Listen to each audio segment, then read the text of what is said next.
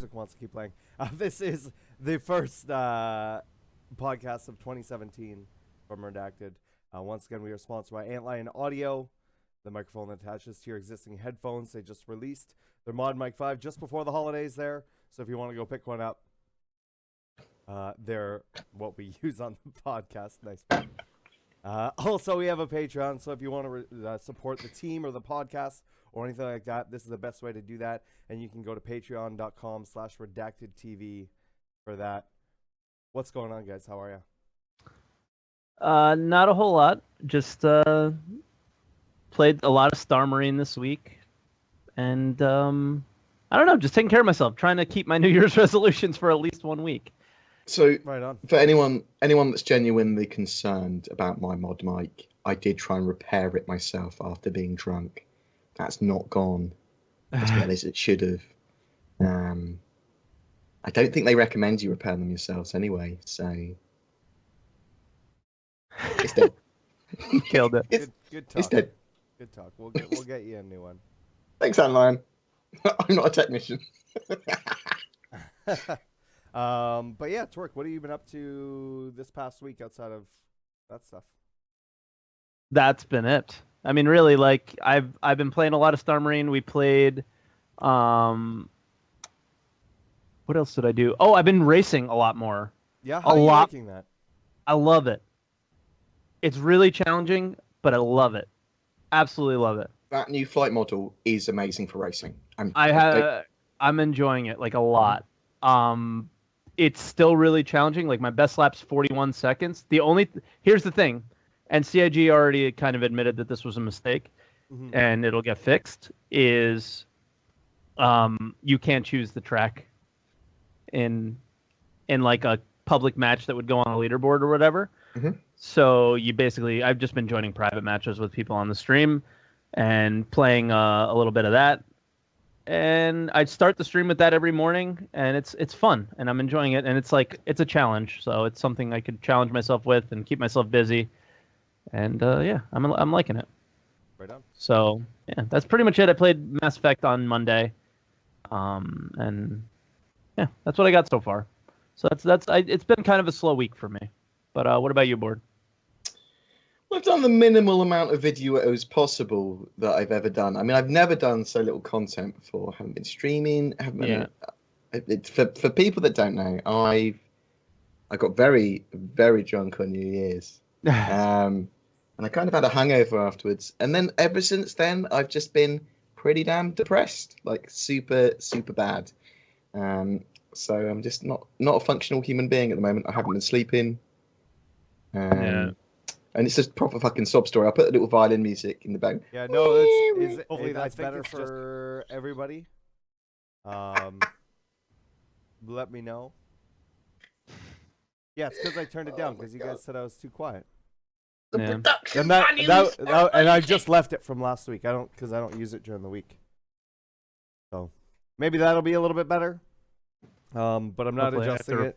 I'm not adjusting it anymore after that. If you guys don't like it, turn me up for this one.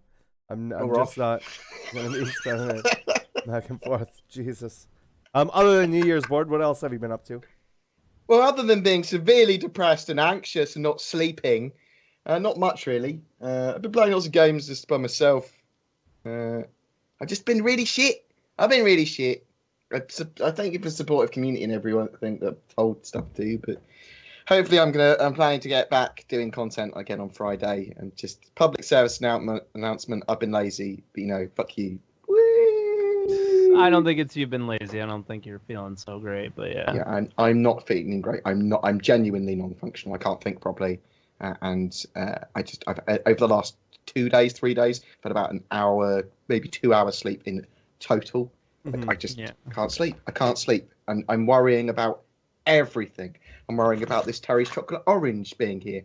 Those are the best, dude. I'm worried about my mod mic and it upsetting Antlion. I'm worried about the mortality of my existence. When I die, is there nothingness? That's the sort of. I was sitting in the shower, just, what if there's nothing when I die? That's the sort of worry I have. I'm worried about stroking my cat too hard, and I might hurt it. and then I obsess about That's it for what you that day. call it now. and I've been wanking furiously. Oh God. No, but I mean, Bord, you've talked Self-medication. about obviously Thanks. your mental health issues and all that Yeah. stuff. So I think yeah. people know, and they'll give you a pass for some Well, time. I hope that Get when I yourself talk together. about it, when I'm a little bit more less tired and a bit more sane, when I talk about what I've been through, that will help signpost other people, and also break down the social taboos of being able to talk about it. Can you imagine? There are people that are 1,000 times worse than me. Like, are terribly anxious and have this all of the time and don't talk to anyone about it. Yeah. That is your own slice of hell. And I don't understand. Those people are incredibly brave for just living. So there's so much help available, and some people just don't know that. And just being able to talk about it is the first step of that. And I just want to break down that social taboo of being able to, okay. I don't. People go, "Oh, Bod's mad." Woo! I am, mate. I can deal with it. Anyway, so what have you been up to? Oh, I've been playing Star Citizen 2. I've just been playing StarEngine and a lot of it. Getting ready to start working on my studio tomorrow. And getting stuff. What's going into that? It's a surprise. I'm not saying. Okay. It's a surprise. So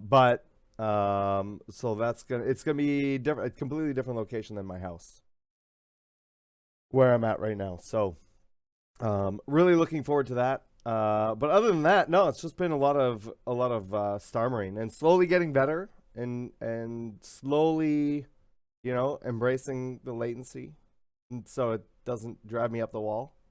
Sometimes there's little sections here and there that can get me, but the overall is a lot better. So, it's been a lot of fun though. I've been really been enjoying it. I play a lot of elimination. I think last I checked, I had like 1,600 kills or something in elimination. So yeah, I've just been doing that, and yeah, that's about it. Nothing overly exciting. I just realized I was playing the video, and I'm done saying what I did, and I didn't switch the scene. That's okay. It's okay. That's literally the worst. That's literally the worst. The worst. Yeah, the world, it's crumbling. 17. Yeah, so the podcast, just end it, dude. Just end it. It's over. We don't have. Yeah, I mean, I've been doing everything I can to try and get my ping as low as possible. I don't know if it's. Something else I thought about was because I have a bonded line, right? Which means it's 2 lines that come into the house. I don't know if that affects my ping or not. I haven't done any research into that. But I can't get it below. I think the lowest I've seen is like 105 or something. It would be nice to get it a little bit lower, but it's sort of just where it's been. We don't have a whole lot on the docket today. So if you guys have any questions, obvious reasons. If you guys have any questions, feel free to ask them in chat, !question, and then fill out the form. Yeah. So why don't we jump into it? Twerk, I'll let you lead the charge here. For our little doc, we have basically CIG is going back to work this week, so we can kind of start thinking about what we're gonna see, and then I kind of started thinking like, well, they haven't been at work for like 2 weeks, so what are we going to see? I thought they're more likely to go back to work in earnest and back to like normal schedule next week, though. Yeah, isn't it? Like, yeah, especially with the UK being off, there's only so much they can do with those people not in the studio, right? Because they do send that stuff back and forth. Yeah. The other thing too is, are we sure we're getting an ATV this week? I don't know. I mean, I don't think we are. Like, why would they? What is there to show? There's nothing to show. So yeah, that's why I'm like, I don't think there will be an ATV or RTV this week, because they need to get back into the groove of things. Unless it says somewhere otherwise. It says, just a minor head up, regular schedule of community content will resume next week. So it's like we're gonna have 3 weeks in a row of questions on the podcast. Oh, man, I like answering the questions, but I also love talking about what we saw this week on ATV and Yeah. breaking it down, and that's what I love about doing this podcast every week. And yeah, so it's basically a 3 week lull, which is okay. They did put out that video there, the making lore special edition video. I thought that was kind of cool. Did you guys watch that? No, I haven't seen it. I don't watch most Watched it, of but the I lore can't posts. remember it now. Huh? Basically they went from the beginning to where they are now with how they've made lore in Star Citizen. They had all the writers at the table and Cherry and just kind of chatted. It was actually really, really cool. Even the very beginning, like pre Kickstarter, pre anything like that, they were putting out these like weird articles that were kind of like letting you know that something was happening, but you really didn't know what was happening. Yeah. Mm-hmm. Well, no, they were just kind of like building hype around the project before people even knew what the project was. Like that who's the guy that made I can't remember, but he's making that game with the guy from The Walking Dead in it. It's like really weird. He used to work for Sony. Yeah, the Kojima game. It's like you don't have any clue. Yeah, you have no idea what that game is, but there's so much hype around that game. Like I think that's kind of like what they were starting to do there at the beginning. I thought it was pretty cool. So yes, it was lore, and lore isn't gameplay, and some people like lore, some people don't. But it was the only video that I got to watch this week. We should be getting a Bug Smashers today, I think. So like sometime during the podcast. And I mean that's what we got this week. So my guess would be keeping an eye on the forums. Might actually be a cool thing this week. Like we might be able to grab something from there if anybody says anything. But other than that, it's let's keep enjoying the game. Do you guys think we'll get a patch this week? I don't know. So that's sort of been some people have mentioned a 2.61. I mean, they're gonna have to do something, right? There's like if you played Echo 11, there's that major issue on Echo 11. It won't be to next week. Come on. Yeah, you're probably right. I mean, maybe at the end of the week. I think a better question. I think a better question is: are we expecting a 2.61? Yeah, for sure. They have to, dude. Like, yeah. There's so many. And what would you like to see? What specifically would you like to see in 2.61? Obviously, it wouldn't be a major content patch. No, it'd be fixed. Just a hotfix patch. Just a hotfix patch. Yeah, like I want to see that issue on Echo 11. I don't know if you guys see it when you play Elimination, but because I only really play Last Stand. But where literally the game just everybody stops moving. The level lags. I don't know why the level lags. It just does. Yeah, and I've had that happen. I've had that happen on all maps. Now I don't have it happen. I know what you're talking about. You're talking about the stutter. I'm talking about the freezing. No. We're talking about everyone on the level freezing. Everyone on the level. Yeah, that happens. That happens for 30 seconds. Yep. I run around Sometimes the level, it can be shoot 2 everybody in the minutes. face. It comes back, and I have 5 kills. And you instantly die. Yeah, no, it happens on Demian as well. Instantly die. Yeah. I do not get it on Damian. Yep. I run round when that happens, and then it unpauses, and I've got like 20 kills. Yeah. I get a bunch of kills. I might do a video, but showing I what also fall over dead. Yeah, most people fall over dead. They're still there for you. So that's the probably biggest issue out of anything right now, in my opinion, is whatever's causing that. There's a couple other small things. Yeah. I haven't experienced this, but I'm hearing a lot of people that have been, is not having sights on their weapons. Yeah.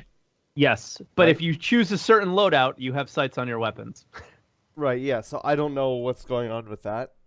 If you choose laser rifle and shotgun, you end up with the laser rifle and the ballistic rifle sometimes, and you have sights on both.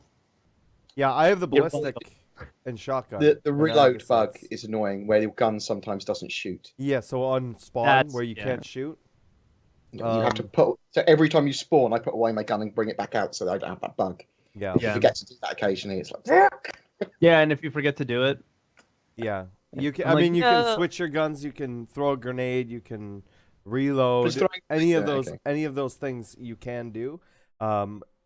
it just kind of sucks where you have to sort of give away your spawning position right away by shooting a bullet or doing one of those things. Now you can just switch to your pistol and then switch back, and then it works as well. But it's it is a pain in the ass, and sometimes you forget about doing that if you're not in the habit of doing it. Yep. And then when you go to see someone, you're like, "Oh, I got this guy," and you're like, Yeah. "Click, click, no!" They turn Yeah. around and just blast you.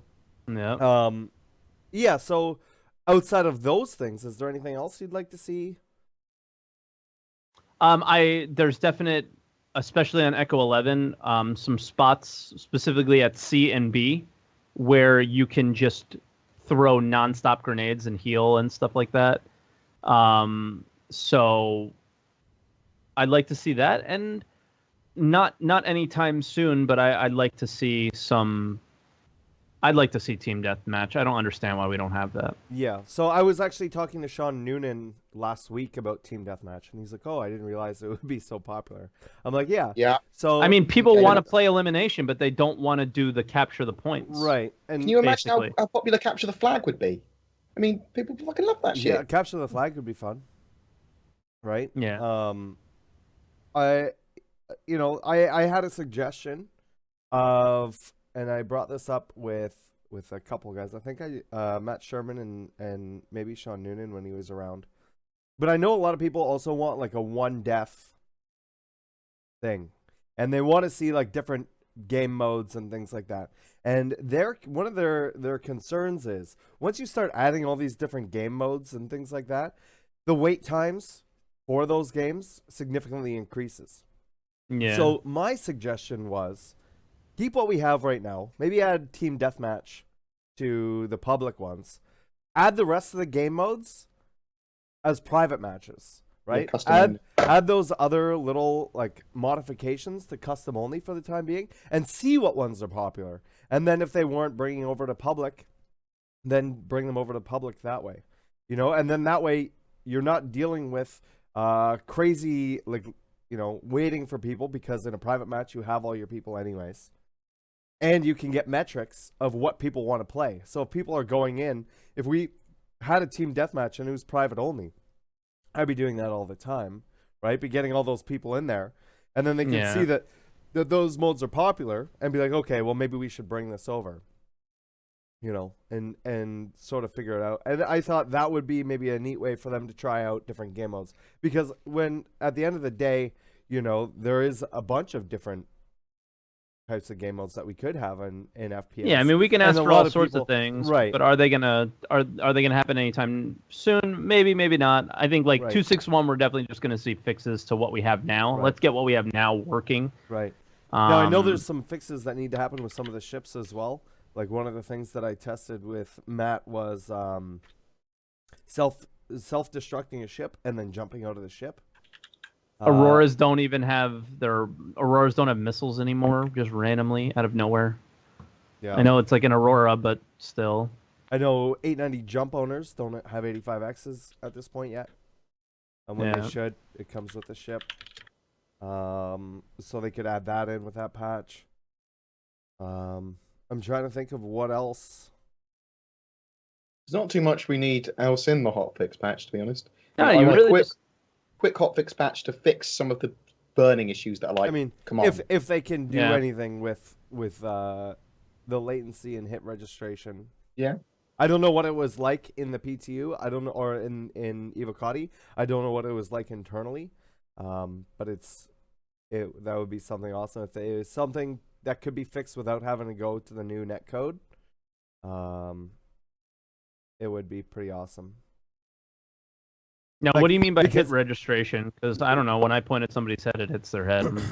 Well, that's where the latency comes in, right? So what happens is if you have two people on two different pings shooting at each other, the hit register. So I'll kill somebody. We'll both, let's say hypothetically, in a real world circumstance, we both shoot at the same time.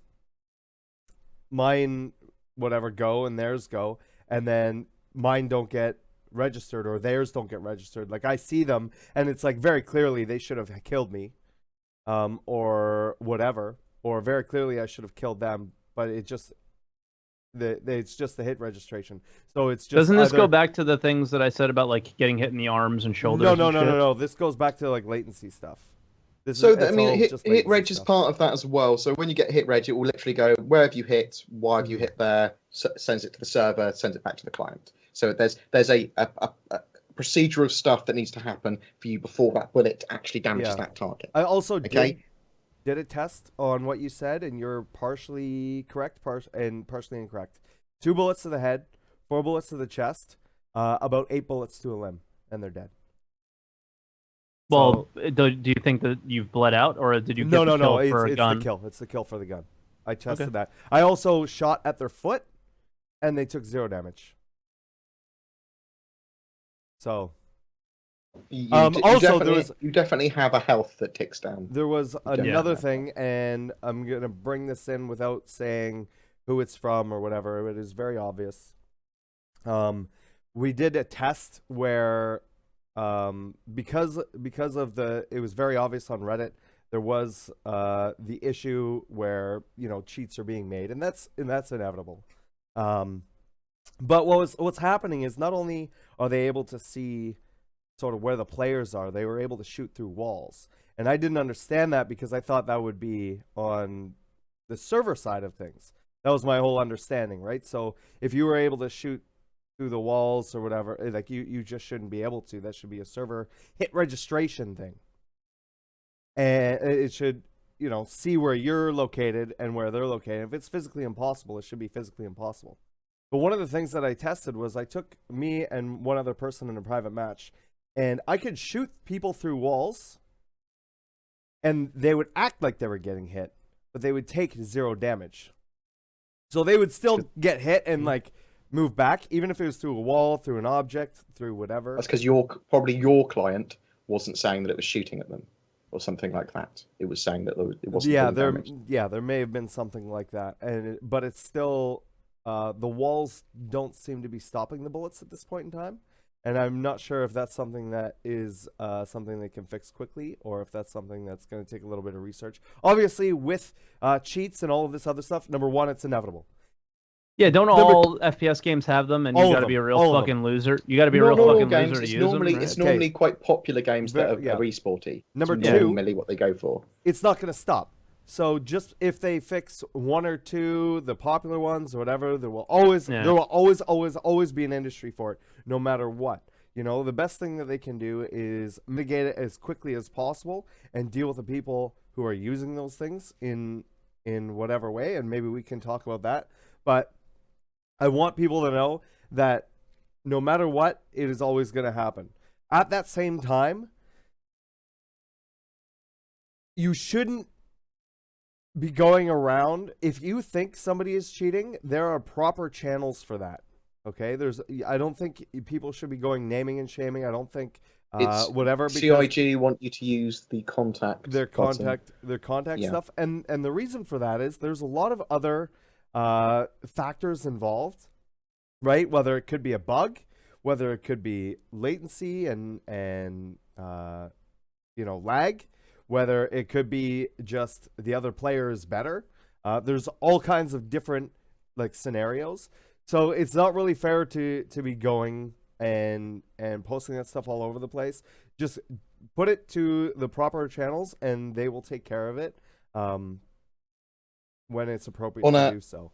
On a better note of that, it's relatively good for CIG to be hack tested effectively. It's good that it's happening now for sure. Yeah, so I'm interested to see how CIG will deal with that in the persistent universe and in StarEngine and stuff. Are they going to go for third-party cheat protection? Are they going to go for internal reports on how are they going to handle that for the full release game? And having that security tested at the moment for that sort of stuff, it's actually quite a good thing. Obviously, it's annoying, but it's not. You're not going to have hackers in your game. It's very rare. It's going to be. Do you guys think it's appropriate for them to be worrying about something like this now? They just put out StarEngine. The actual game is super far away. Are you willing to deal with the fact that there's potentially going to be people doing this unless it gets to a point for a long time? Unless it gets to a point where it's literally unplayable, yes, I'm okay with it. Being getting them to collect data because that's what they need to do at the end of the day, right? So they need to collect data on their end. For example, on Titanfall 2, there was threads popping up where genuinely people were saying there is probably a hacker in every single one of your games, but Titanfall 2 doesn't matter that there's hackers because you can actually still outshoot them and outplay them and stuff still, even if they're shooting through walls and aimbotting. So it's very unlikely you're going to have hackers in your game in Star Citizen, and when you do, it's going to be probably very obvious that they're hacking. They're killing the entire level of people through walls constantly. Stuff like that. I mean, if you like with the radar system we have now and the way everything works, like you know who's shooting at you 90% of the time. So if you die and there's nobody around you, it's kind of like. But I'm gonna go back to what I was saying earlier. That doesn't necessarily mean anybody is hacking. There's latency issues. You've even said it yourself, where everybody freezes on the map and things like that. If you think, that's fine. Just make sure you're putting it in the proper channels, but you can't assume that that's exactly what's happening. You know. One of my mates, one of my friends, Deathcore, got banned from an Natural Selection 2 server the other day. We were playing Natural Selection 2 first person shooter, a really good game.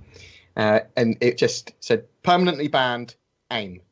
Mm-hmm. And and it's because he killed them all. They thought one of them said he was aimbotting, and the admin banned him. And it's like he's like a high level division player.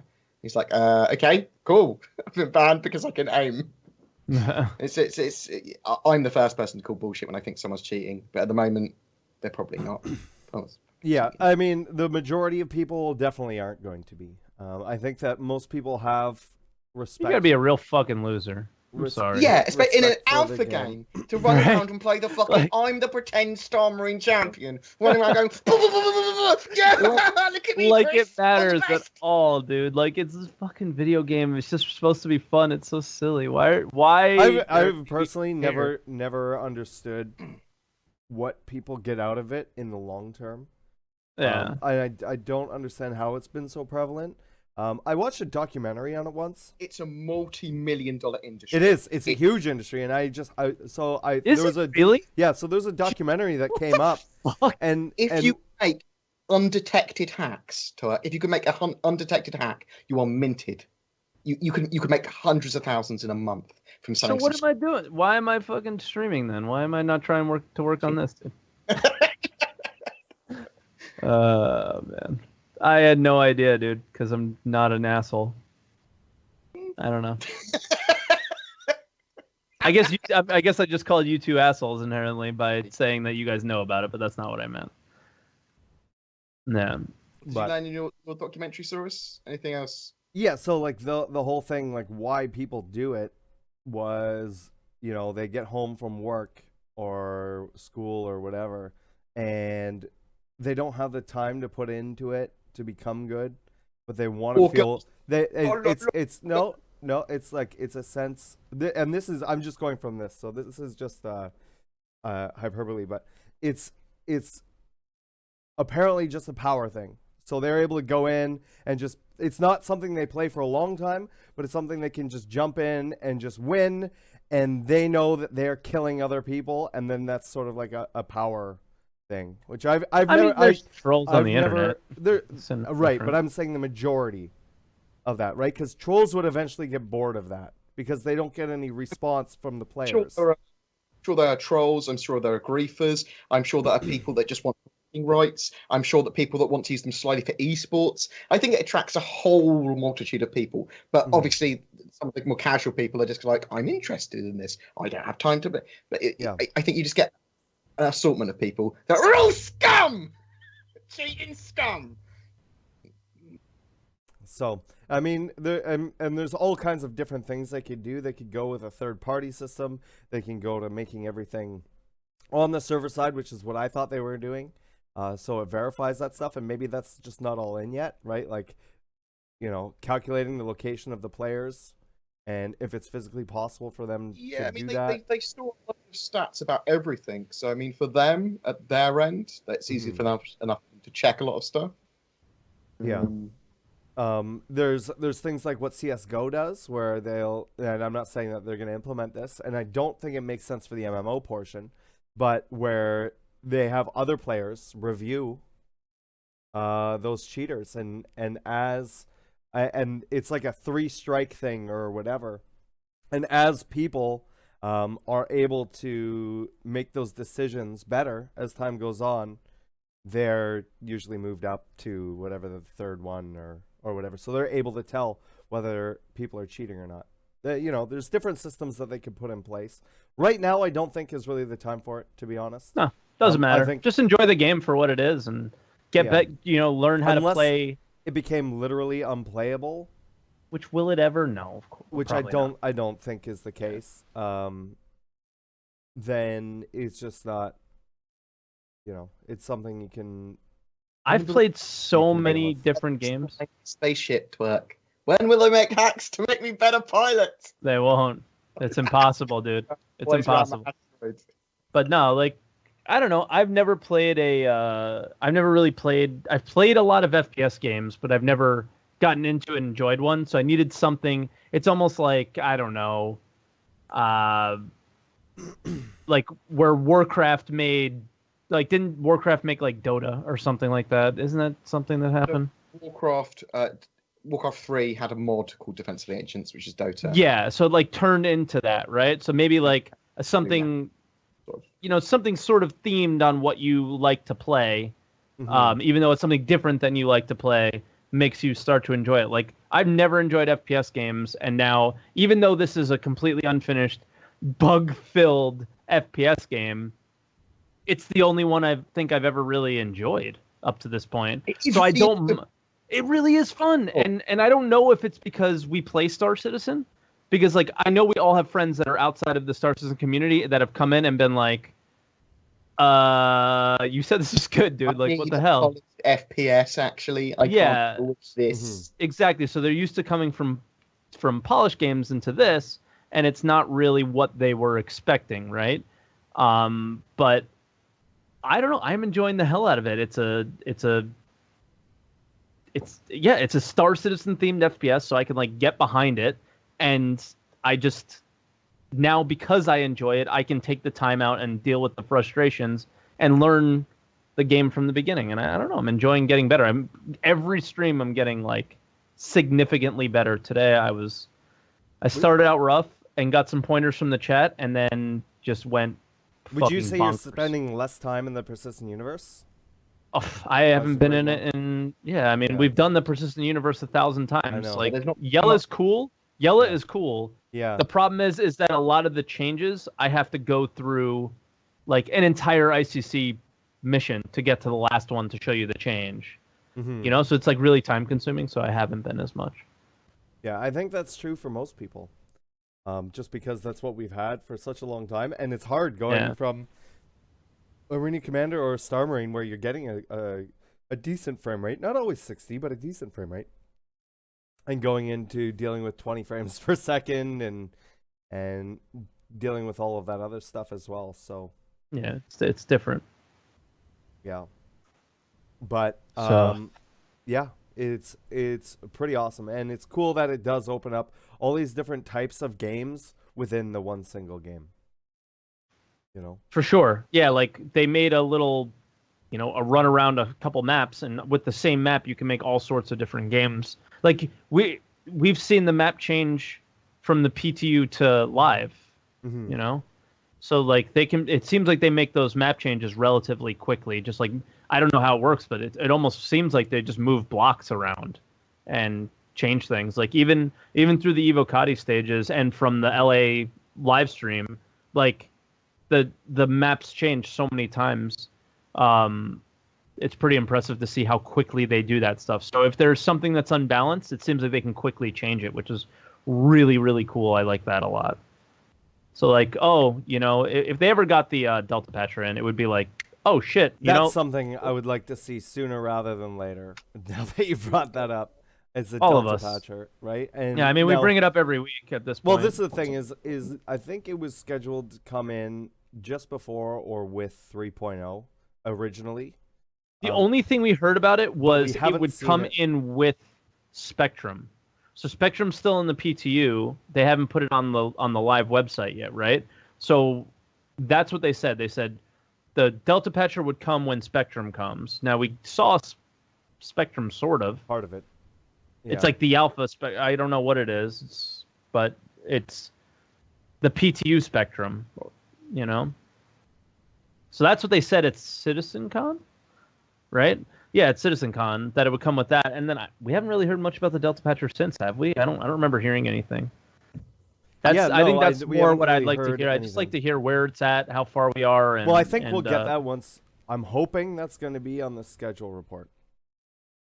Good point. Right? So I imagine now, being as I think it's LA that works on that, I know like Foundry 42 has their stuff in Germany and in England, and Austin does their stuff or whatever. We'll put that in there. But I think for whatever they have ready for schedule report, hopefully it's ready for this week, and hopefully we can see that on Friday. If not, I would very much expect it next week. Basically, within this week or next week, we should have the schedule report for 3.0, and hopefully on that we're going to see more Spectrum stuff and the Delta patcher as well, and see sort of what's holding up those things and what the issues are that they're dealing with them. So it's so important, dude. It seems so important for everybody. Yeah, the Delta patcher I think is going to make a lot more people want to play more often, because then you're not downloading those 30 gigs, right? You're able to download in much smaller chunks. They're able, just that they cannot play the game so quickly. And that's the other thing too. They don't need to be doing all of these major patches, and they can do a bunch of fixed patches in between, right? Yeah. So if they can fix something, or they want to add a couple weapons and some armor or something, they can just add those in when they're ready. Instead of having to wait for 3.0 and doing this huge content drop, they can start to trickle it in a lot quicker, which would be pretty awesome. For sure. I think it's like the most important thing to getting the development going. So I feel like if it was ready, we'd have it. It's not like one of those things like we're not seeing anything, or they're not saying anything. It's just I know they want it more than we want it, probably, because it saves them a ton of money, right? So. Yeah, like Proxus makes a good point. You get your subflare attributed right when it happens, with a 5 meg download or whatever it is, right? Instead of having to wait the 3 months for the next patch. Exactly. Right. Like, so little things, everything will change. It'll be great. It's a big difference, And yeah, then it's just trickling things in, more clothes, more weapons, more whatever, just little things all over the place, which is really, really awesome. But that being said, let's jump into questions. We actually spent more time on that section than I thought we were going to, which is good. But let's jump into questions here.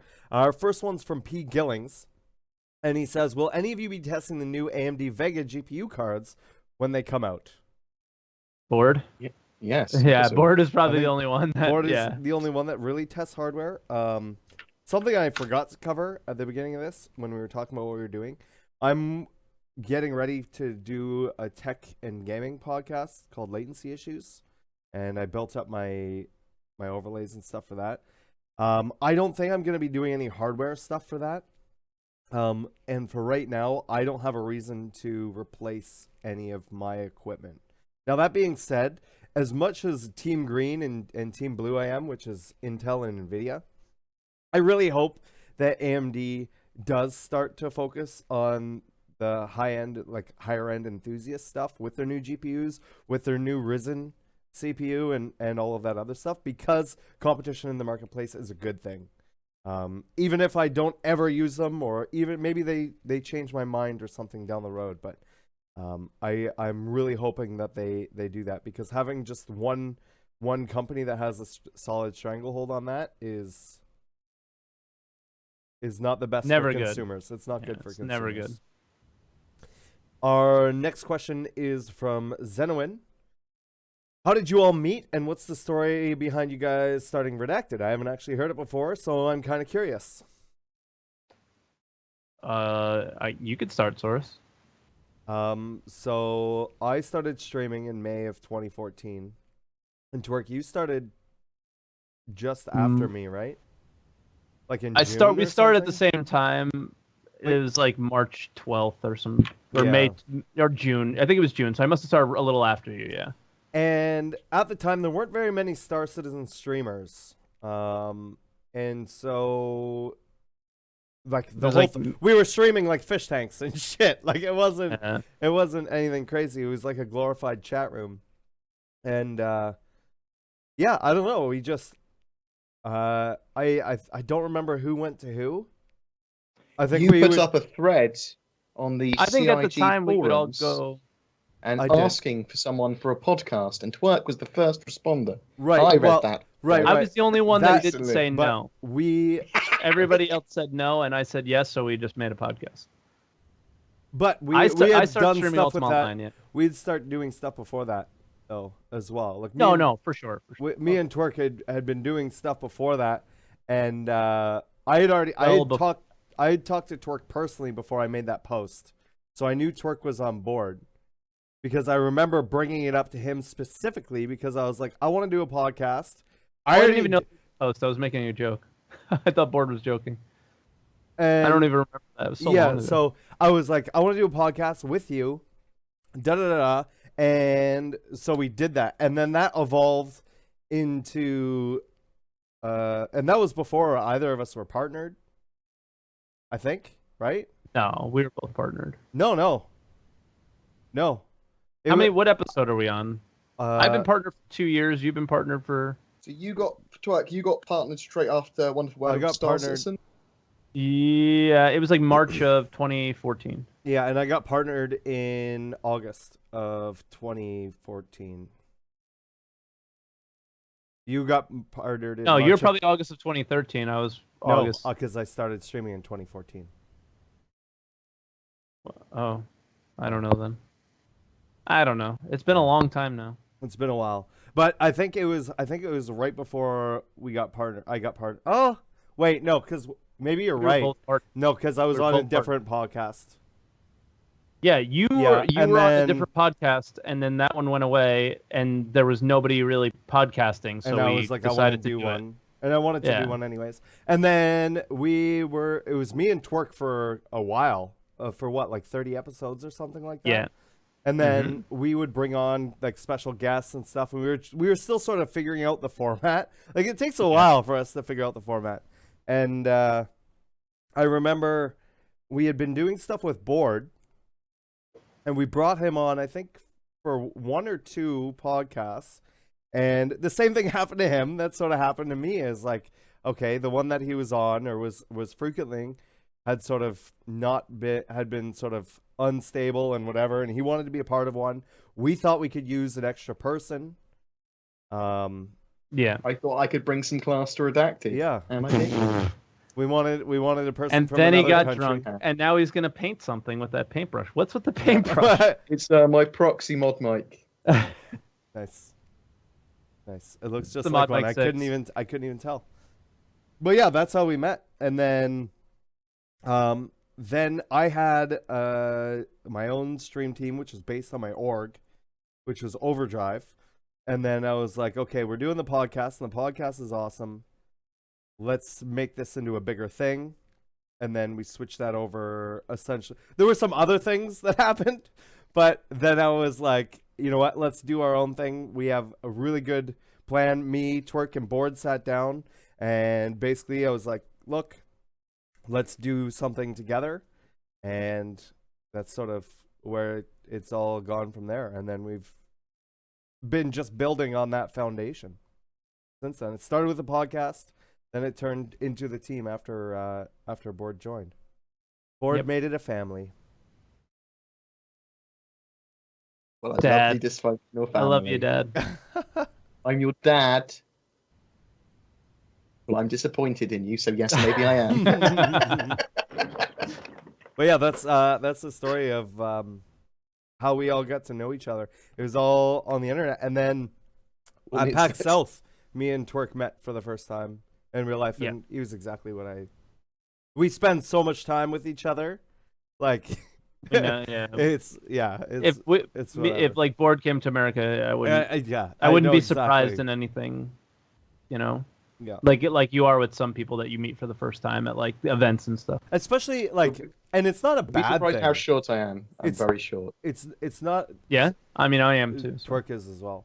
But it's not it's not a bad thing, but sometimes you get an image in your head if you've never seen them before, or you don't talk to them on a regular basis or something like that. So when idolize me, that's what it is. You're like, bored some beautiful. Well, when I meet viewers, such a handsome man. When I meet viewers, it's like sometimes it just it can't. You never put the face with or never. Their personality in chat, even their voice. Different. I remember the first time because Proxus fucking hates a camera, but I remember the first time I met Proxus. Yeah, at PAX South, the same time I met Twerk, it was like it wasn't what I was expecting at all. And it's not that it was bad. It was just weird, you know. Like it's just one of those things. Like you like Twerk said, you don't really put that face to a name. Yeah, sometimes you meet a fan and you're like, why are you talking to me? I'm so much above you. I'm not like that, but maybe Bored's like that. Yeah, fuck no, mate. People, I'm just an idiot with a fucking camera and a computer, mate. Anyone can do what I do, and I love the fucking community. That's why I'm embraced. I don't know who were like, yeah, we could do what Bored does. Twerk, was that you that just put that in there? What? The question thing? No. Okay. But yeah, that's how we've all sort of met and where everything sort of came from.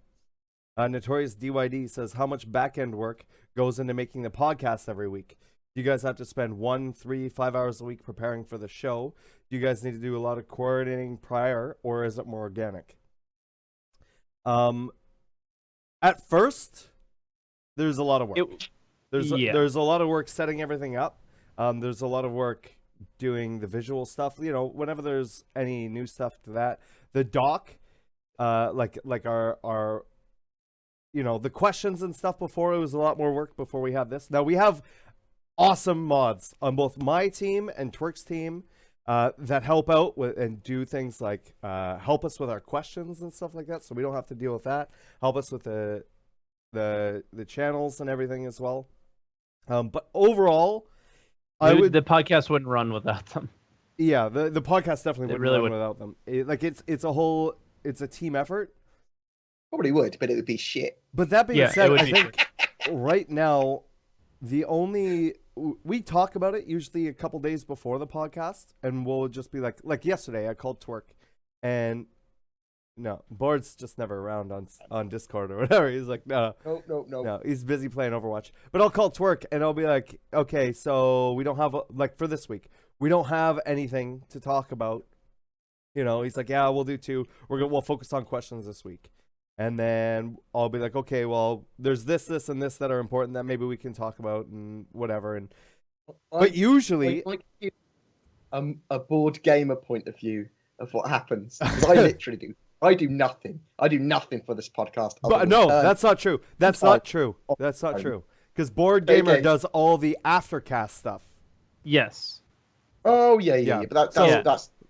You put it up on SoundCloud. That's why you're on not iTunes, on YouTube. That's why we don't give it. Yeah. Stay off though, effectively. So for me, that's massive bonus. But that doesn't matter. That doesn't matter. That's work off of us. I do the pre. Source does the live. You do the after. We each have our roles. Before you have those assets, Source has done all those assets, which make the script look great, which obviously took a lot to do. But Twerk, just if we haven't got a document 10 minutes before the podcast, Twerk could get something down and something ready for us, and then we'd organically through it. Very. If Twerk's got 5 hours before, great. It's a lovely, beautiful document full of cool stuff to talk about. But Twerk is he does that document for us mostly, not entirely. Yeah, the last 2 weeks I haven't done shit though because there hasn't been anything. But that's how it goes, right? So that's how it is. Twerk takes care of the before with a doc, which on average, how long would you say that takes? An hour? 2 hours. An hour to 2 hours, right? Depending on how much. This one was sometimes like it's very like very 5 long. minutes. Twerk, like we're on a call together while he's doing it. I get then sometimes it's like a long time, but usually 1 to 2 hours. Then we usually have a meeting, or we start the call about an hour before the podcast, and we figure everything out and whatever. Talk about any issues we had the last podcast, and it's all just podcast talk, whatever. Then when we go live, that's all me. I do all the music and I do all I try and get a bunch of the we all do like Twitter stuff, but I send out a bunch of announcements and stuff. I'm the one who changes all the screens. I'm the one, even when it's on Twerk's channel, I'm the one streaming it. So I just grab his stream key. The podcast is always streaming from Saurus's computer. It's never on mine. Yeah. When it's on my channel. And then afterwards, Bored will take it off of Twitch, and he'll put it on his YouTube, and he'll put it on iTunes and SoundCloud and all of that stuff. Referred to as view vampiring. View vampiring is what he's doing. But that was one of the main reasons we thought it was awesome. We all sort of had something to bring to the podcast, and so we all do something, and it's all at sort of different times, and it works really, really well. So overall, I would say, the podcast is 2 hours. The setup before is 2 hours. And let's say after downloading and editing everything, that maybe that's another 2 hours. I mean, right? I like to think that I minimize that time by being quite lazy and just letting my computer do it. Right, but it still takes time. Watching a film. And then on top of that, we have mods that are helping out with the questions and doing all of that stuff live as well. So you're looking at about, let's say, 10 hours of manpower time, maybe 12 hours, including if you count everybody who's working on the questions. But overall, I would say not necessarily 6. manpower, person power, woman power. I don't think.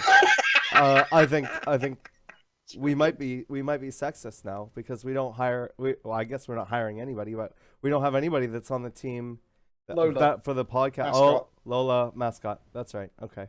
Yeah. There we go. Twerk's like, yeah, this is the cat. Oh, she's fucking gorgeous. Anyone that's depressed, cat. Yeah, cats are the best. Cat or a dog. Cat. Or a dog. No. Too much. They need walking. I hate leaving the house. A cat, I know that if I die, it's good reason to leave the house. It's good reason to motivate you to leave the house. But yeah, there's sort of the background and the how-to of Redacted. Yeah. I guess, am I missing anything? Probably, I mean, the podcast, that's it. The team, there's a lot more. The team, that's an ongoing... You want to talk about hours, then yeah. Fuck my life. Yes. There's lots of hours that go into that. A lot of stuff that goes into that, but... There's a dank memes thread on the Redacted Discord now. I saw that. How dank are they? I've seen Twerk with a mullet. It's pretty dank. It's most of my viewers posting dank memes of me at the moment, but it's pretty good. Yeah. Let's go to the next question. Evocative Axe says, how is atmospheric flight going to work? Some of the ships CIG have no business flying in atmosphere, even with thrusters, i.e. the Vandal, Scythe, Drake, Herald, and even some of the capital ships. Well, they're going to, take a little bit of that science fiction fantasy and make those thrusters work. I mean, that's the only way I can put it. Some large ships won't be able to go into atmosphere, but most part, like you said, the Herald or the Scythe, those definitely will be able to go into atmosphere. I mean, are we thinking? I mean, the Herald's got little wings. We're thinking of atmospheric flights now when the full game's come to race as a secondary thought. So they're having it, but it's not the be-all and end-all of the game compared to the flight model in general. Yeah. I mean, it's going to add some turbulence and whatever, but it's not going to be based on, if my ship isn't shaped like a plane, it's not going to fly. I think there's going to be a small element of that some ships are just going to be better. Like a good example. Yeah, that's what they've said. Okay. If it looks like it could fly in atmosphere, it's going to fly better in atmosphere, basically. Yeah. If it doesn't, it's going to be really weird. But that being said, I mean, the Constellation, I'm sure, is going to fly fine. The Aurora is going to fly okay, right? They're not going to explode in atmosphere. They're not going to explode, and they're not going to crash and burn and drop out of the sky either. Yeah. So, I mean... you're probably going to have lower turn rates and things like that, whereas... Like if I'm imagining we'll be dogfighting in atmosphere as well, and ships like the M50, ships like the 350R, maybe ships like the Gladius, those ships are going to do quite well compared to like the Hornet might do good, the Saber and all those things probably will as well. But yeah, I don't know. I mean, the Aurora. At the end of the day, there are some things that are just going to get. For lack of a better word, gamified, right? The gamification is just going to happen. Yes, it's a game. And it's a game. At the end of the day, it's a game. And so not everything is gonna be simulation accurate. Yeah. 100%. It's gonna feel, and I'm stealing this from DayZ. It's gonna feel authentic, not necessarily realistic. I do not expect that large ships will do very well in atmosphere fighting. Like large ships, turret-wise. I just think they're going to be really slow. Yeah. And I think that there's going to be aerodynamic ships like Gladius that are just going to go, you can't hit us. Maybe, I don't know. I don't entirely know, obviously, because we don't have the implementation yet. The only thing we've seen of atmospheric flight is a freelancer and a Constellation Aquila, I think. Yeah. They did show it in an ATV. They did show a little bit of atmospheric flight and how they wanted. Oh, the Gladius, right? Might have been and the an Gladius. Aurora. They showed a bit. Yeah, when they did a this is what we think we're gonna do with the atmospheric flight, we saw a number of ships. It was hard to tell what they like without actually holding your mouse or your joystick and doing it yourself. It's really gonna be hard to tell how it feels, because I mean anyone that's played Star Citizen, the ships have different feels. You feel different, right, when you fly different ships.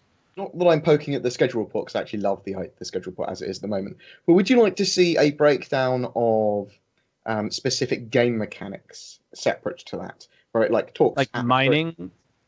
Yeah. Mining, stuff like that. That literally goes, this is the current idea for atmospheric flight, and this is what we worked on, and this is what the intention is. No. But what would be cool is links to their latest design docs. Yeah. On that page, I disagree though. I love it changes? I want to know. Is that because why? it changes. Yeah. I want to know, but we have to remember, like, not everybody is like us, and we're gonna go, oh, that's cool, but maybe you should do this, and okay, so but we know it'll iterate and it'll change. We know a it's little liquid. Bit. Yes, not everybody knows it's liquid, so it sucks because people are annoying and can't. Do you think that not just having a disclaimer saying this is the current intention? It doesn't matter what you do. It doesn't matter if you put that. Everybody takes this shit as gold. You know, Star Citizen Alpha 2.6 Star Marine is out. Everybody's like, oh my god, it's Star Marine's out. It's a complete game, and then they go in and they're like, what the hell is this? Does that mean 3.0 is next week? Next week. 2 weeks. 2 weeks. But like, you know what I mean? So part of the reason that I don't want to see these things is how the community reacts somewhat, but also how people on the outside react, because you want the game to still have positive outlook, like look at how great this is and all that stuff, because I want the game to succeed. I want the hype to stay, because if the hype stays here, the game is going to succeed. So you got to keep doing things to keep the hype in the right direction, because if you go down, then people are going to spend less money, most likely. Do you believe that, though? Do you think that I do believe that. If the hype died completely, that the game wouldn't succeed? Yeah, I don't think the game would you don't think it would get finished? I personally feel that they need more money than they already have to finish the game, because they're being super ambitious and they're doing something crazy. And in order for Chris to achieve his dreams, I think he needs more money to do it. Mm-hmm. End of story. I don't think $140 million is enough to make the game that Chris wants to make. It's a $200 million game. I mean, I've always thought that. And maybe more. I don't know, but it's who am I to say? It's just my opinion. All of the money they get in making the game. Yes. So it's not like he's taking it and building a real spaceship with it and flying to Mars. He's taking it and building the game with it. That's what Elon Musk is doing. Elon Musk is doing that. That's different. Oh. But I still think to do everything, and I'm talking about the post-release stuff, you know what I mean? In order to make this game happen. I think as soon as that game is officially available, not as pre-order, but is officially available, that's them trying to make profit. Yes, and that's fine. Trying to make profit, but they'll make a lot of money. They're not trying to make profit. They're trying to make the game. I don't even think that's like at that point. I think they would still be putting a majority, maybe not all of it, but a majority of that back into the game. Just like how this is something that even after the game is out, it's not done. They want to keep adding on it. It's at least a 10-year game. And they want it. And somebody in the chat said, "Haven't you said you stopped spending money on the game?" I still buy ships for giveaways and stuff. Yeah. I don't buy anything for ourselves. I always mention to people that you don't need these things. And when I say that the hype needs to stay up to keep funding the game, I mean we need to. What the game needs is to get new people coming to Star Citizen, right? Not us continuing to buy concept ships. And those new people only need to buy entry-level game packages. Exactly. Like, That's don't all need to I want spend for the thousands game. of dollars or anything. I want people to get excited and come to the game and say, "I want an Aurora," and play the game. I don't necessarily care if a bunch of people buy ships on, a bunch of current community backers buy a bunch of ships during an anniversary live stream. That doesn't matter to me. The hype needs to get new people. To let everybody know that the packages are still on the holiday editions. Yeah, the $35. Yeah. Is there? Yeah. So they have a number on that, and there's 3,500 of them left. Yep. So if you wanted to pick one up, either as a gift or whatever, I'm probably actually going to pick up a bunch of those. But they are still actually, I up wouldn't there. feel guilty about it now. I wouldn't feel guilty about picking up some for myself because they've been around been a for a while. while, and there's still a lot left. Yep. Yeah, I didn't buy any yet. So I only give away the Squadron 42 and the way Star to Citizen. find that, the easiest way to find that is if you just go to the store. Just click on the store link at the very top, and you're gonna see it's gonna be right there, right at the top. Now another thing I wanted that question. We sort of deviated from it, and that's okay. Yeah. But that brings up another thing. Do you think that we would hit 200 million this year? We're at 140. They would need 60 million. It's Squadron 42 release. Squadron 42, 3.0, with maybe. Even if we didn't see 3.1, 3.2, whatever, you have 3.0, the new Delta Patcher, Squadron 42. Those three things in there. Squadron 42 being a large.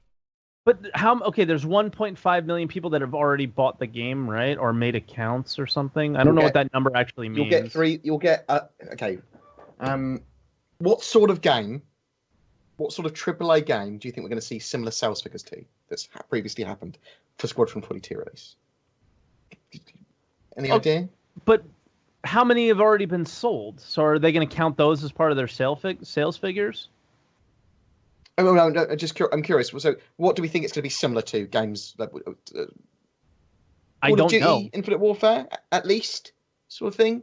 I don't know. Let's talk. I think you have to consider more because people bought Call of Duty not for the single player. People bought it except for me. I might be the only one on Earth. There's some people that bought it for the single player, but I think the majority bought it for the multiplayer. Let's look for you'd have to compare it to a single player game, like a Witcher 3, or like is it going to do better than Witcher? Uncharted? No.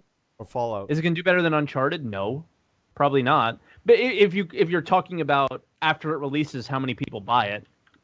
A million people already have it. Let's say, maybe a million. I don't know. Maybe 500,000 people already have a massive or not a Squadron 42 package. So but if you talk about post-release, I mean, so many people have it. How many people are going to buy it? So in November of 2015, Fallout 4 had sold 12 million copies. So 12 million copies worth sold at launch. Fallout 4. But that is a established franchise. An established franchise. Yeah. Okay. Everything we've mentioned is an established franchise. This is not an established franchise at all. It is a AAA game, and it's going to have good. What I'm saying is that that people that have bought now represent a fraction of the people that they're going to buy in the future. Like when the game goes live and is available in shops effectively, yeah, that is when you see mainstream purchases. That is when you see people buy 12 million copies. Oh, definitely, when definitely. you say 12 million, it makes me think very differently. Well, think of 3 million more people coming in with Squadron 42. Exactly. And then think about over a year, I took that and even more say a people million. buy that. Even if a million people bought doubled Squadron 42. Yeah, but I think you're gonna see at least 5 million Star Citizens. Yeah. Also, remember somebody in the chat mentions there's been no marketing. Yeah. Yeah, and it's gonna have marketing. It's got it, isn't it? Even if it's just viral, even if it's just online and silly YouTube clips and stuff, and like what is this, and be it game shows, and it be it possibly E3 even. Maybe it will appear at E3, even though they seem to ward off E3. We'll start to see it. Somebody also mentioned like using Fallout 4. It's on console too, where this one. It is indeed a multi-platform thing. I mean, I was trying to use an example of at launch this sold 12 million. Yeah. And maybe we should have looked at GTA 5 PC. Just PC though, you know. GTA 5 PC. And that's got multiplayer. You need to look at it as a separate entity. You're right with that. So it's hard. It's hard to because like, what is this? You know, it's kind of different than anything. We're going to see significant. We're a fraction of the player base. Everyone that's backed so far is going to be a fraction of the player base. Yeah. Even for just Squadron, even for just Squadron 42. And remember that people will be coming in over time as well. It's not just launch week or launch month or launch year. In 3 years, when it's cheap at Christmas, you'll get a good 100,000 more people joining and stuff. Right. It's really cheap on sale or whatever. It's just the player base will fluctuate but grow until it gets to a limit, and then it becomes like WoW, and it starts to plummet, and then they expansions. Let me move on to the next question here. Yeah, sorry. No, that was okay. It started with Atmosphere flight model. That's how that all came from. That's kind of funny. But that's cool because we didn't. Yeah, we're doing questions this week. So Amfrap says, I have a friend who looked at Star Citizen but gave up after spending 30 minutes trying to figure out the website. His comment was that he thought it was designed by engineers rather than web designers, i.e. too convoluted, and despite the amount of info, is poorly laid out, making it hard for new people to navigate, as more and more people will be visiting. Agreed. Okay, yeah. Do you think that A, it needs work or reorganization from that perspective, and B, you shouldn't be able to see the individual more expensive ships listed until you have a starter package? Cheers, guys. Great show. Ooh, actually, I mean, that's something I like that idea. Before. I really like that idea too. And I think we all agree that, it's a convoluted mess right now. It's hard to navigate. And not only do we know that, but CIG knows that. And I think Spectrum is the start of them kind of making things simpler on the website for new people. They know that that's an issue, and it's something that's being worked out. They're just doing a ton. You know? So. Yeah. And to be clear, Turbulent is award-winning, web designers, right? Yeah. It's the information that's on the website is not written by Turbulent. It's mostly written by the devs that work at the company. And are they writers? And are they design? Are they web people? No. And they also are directed by CIG.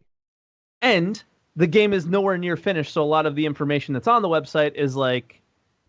Maybe, but I think there's a bunch. Maybe of things this is how it'll work. That it could be a little bit better, right? Like, yeah. And yes, I also agree that unless you have an account already made, it should only show, or even if you have you don't have a starter package, it should only show the starter packages available.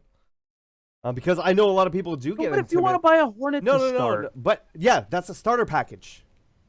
Oh, you mean like Okay. I'm not. I'm saying hide all the big game packages, right? Yeah. So the big $1,000, $2,000, $15,000 packages, and if people are willing to spend those, they will find those. Don't you worry.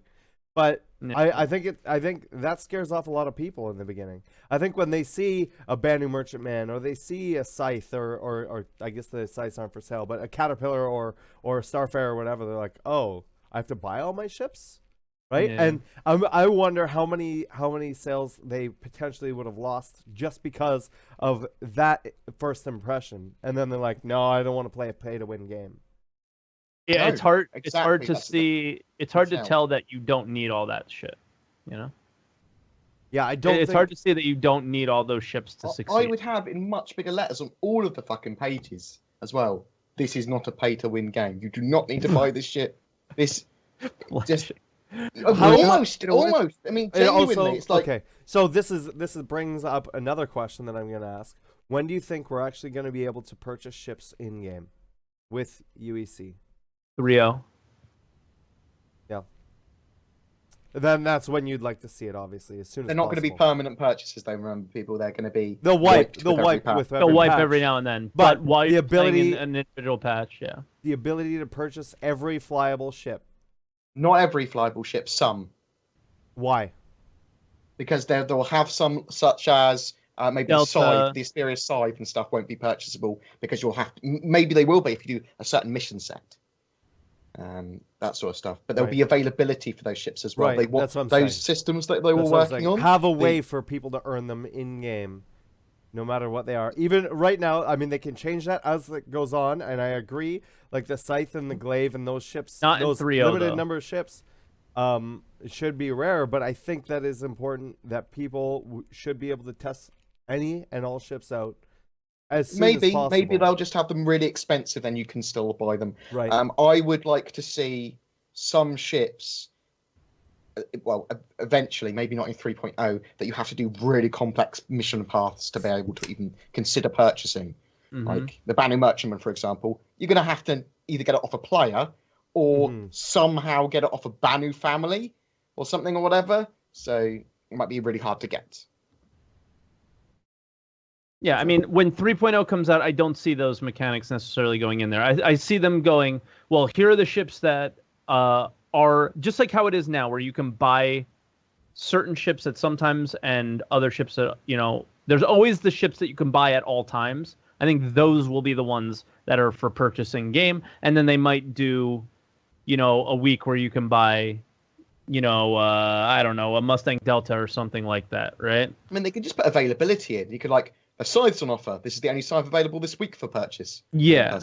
Like if they wanted to make them rare, just in 3.0, because 3.0 is supposed to have a really limited basic economy. I also agree with Saurus, though. It doesn't matter how many of each ship are in 3.0, 3.1, 3.2, 3, No, until it doesn't matter. Until we're talking Until about beta. fully featured. It doesn't make a difference. They should be Until tested. I think that They should be tested, I think it exactly. turns a lot of people away, man. At the end of the day, I think it's still, I fucking hate saying it, but it's true. It still feels kind of pay to win, right? And while there's no real win condition, the game isn't though. No, I know the game isn't. I'm trying to be careful with my words here, but you can't try these ships unless there are other ways around it, right? Like if you have other people, or would you like to see every month the ability to we get 7 one-day 24-hour tokens when you rent something. Yeah. Would you like to get one free token for one 24-hour time just to randomly put on any ship? Because I'd like that. I'd like a test drive any token. flyable ship. Yeah. Hey, when we can rent all the rare ships, right? Yeah, but they don't work in the pretty much. Precision Universe. That's fine, but they will. They most likely will. So I don't think this conversation's relevant because if you can rent them with REC, the REC is to test how UEC was going to work. So why wouldn't that system work the same in 3.0, right? Right. I wasn't thinking. I was thinking more of the line of how they do ship sales rather than how they do rec, and I should have just been thinking how they do rec. So and that they'll likely put that system right into 3.0 or whenever. Yes, you can. No, you can rent glaives. You can rent glaives, and you can rent sides if you're a subscriber. Okay, so I have somebody at my door really quick, but I'm going to ask this next question to you guys. It's directed to BoredGamer, but I also think it's appropriate for Twerk, considering what you've been working on. How is the FPS HUD's radar going to work? Is having your radar, pinging other players, going to make you visible as well, adding an electronic warfare aspect for foot soldiers? And I have something to add to this when I get back, but I'm going to be AFK for a second. Okay. Basically, if you make noise and somebody on your team sees it, then your entire team sees them on the radar. That is it. That is how it works in the long and short of it. It works by visuals and it works by noise. And there are certain ways to avoid making noise. And if you're outside of a visual and not making noise, then you will not be seen on the radar. That's how it works. There's lots of things to do with firing into physics grids and out of physics grids as well and stuff like that. That Twerk was telling me. You can see noise. I'll explain what I mean by that in a second. Up to 70 meters away, ish. No, so you don't see noise. That is your visuals. You can see a player visually, but they will not. They won't get the triangle over their head on your HUD until they're within 70 meters of you. Okay. And approximately also, 70 meters. You were saying that if someone's making noise by running or walking, you have to be facing them to see No, that noise. You do not. no. It's where they're running or walking just anywhere across the level. They will pop up on your radar, and then everybody on your team will see them. Cool. And just crouching or going prone will mean you're not making noise. Not moving will mean you're not making noise.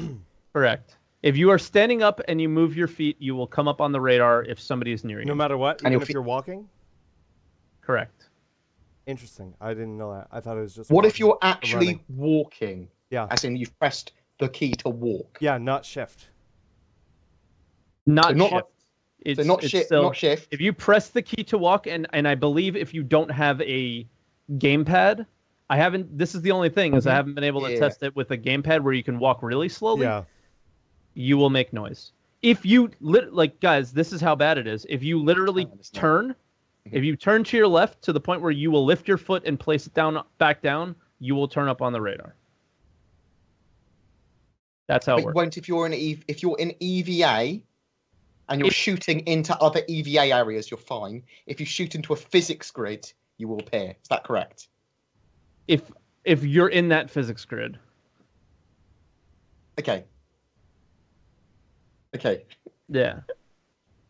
So that's how it works currently. Like Xylo's here, and he just said the radar is going to have a lot of changes. Some of the functionality is not in yet. So yeah, we're just explaining how it works today. Like the next patch, it could just be like whoop, change completely. So the reason you're seeing everybody, and now there's one major bug which I haven't reported yet, that goes along with that wall hacking thing that people were talking about earlier, is if, say, BoredGamer is inside of a building, I'm outside, out in the vacuum of space, but I'm standing on a landing pad, so I'm not in EVA, and Bored is running around inside. If I point my gun towards where he should be and he's making noise, my radar will hear it. Mm-hmm. That shouldn't happen. So I can actually see him through the wall with my radar. So, but basically, that's why you're seeing everybody running around all over the place on radar, because if I move my gun around towards somebody inside of a building, even though nobody sees them and nobody hears them, the game is technically saying that you're hearing it right now. And it just comes down to like one of those first iteration things, right? So when you're seeing everybody on the radar, it's because the radar system still needs work. But at its base, I'm pretty sure this is how it's going to work, and it's not really going to change. The sense that you make noise, you're going to come up on the radar. If you're seen, you're going to come up on the radar. Mm-hmm. So, and then when you're within 70 meters, you'll get the triangle over your head. And then you come up on the radar, but you do not have a triangle over your head. Yeah, okay, cool. Yeah. Yeah. So that's how it works. I tested for hours. No, you're going to have a video on this coming out tonight. Yeah. Tonight. So if you, as soon as the podcast is over, I'm gonna make the video, finish the video. Yeah. Working on that. IDD asks, were you guys surprised that CIG took such a short break, especially since the last quarter of the year was such a grind for the devs? Some of them didn't take a break, and some of them are staying are on holiday for another week. Yeah. Yeah. So it's just. Some people are working and some aren't. I'm not surprised. Not some of them. All of the guys we've seen are all passionate about the project. Yeah, they love working on it. So I mean, that's like saying, taking a break from streaming or something like that. You know, it's like, while we love doing it, or the podcast or whatever, we love doing it. So, it's something they like doing. It's. Yeah. And it's very apparent if you've ever been to any of their studios, right? I know me and Twerk, we've been to 2 of them, and Bored, you've been to any of them? You haven't been to the UK one? Had studios, mate. Nah, I've been near it. How have you not gone to visit? It's like you're the closest out of all of us. I do not want to go and visit their studios. If I come back and I can't talk about the cool stuff I've fucking seen. Says the guy in Evil Gotti. I'm under more NDA. Sorry. Fuck the more NDA, mate. Sorry. I'm a pink Hold on, he's going to paint this NDA. Yeah. Aladdin the Gamer says, WTFO, how goes it with your Pips machine? Good. You're going to start to see progress on that soon, because I can start working on it soon at the new studio, because we got room for it. So expect news on that in the next couple weeks. And then he So says, Xylo answers that question though. Like, we're all back minus a few edge cases, and there's some teams that worked over the break. That's normal though. The industry support teams, engineers, etc., still work either on call or scheduled. So cool. Thanks for doing that. Seriously. Aladdin wants to know, how happy are we all with the Caterpillar?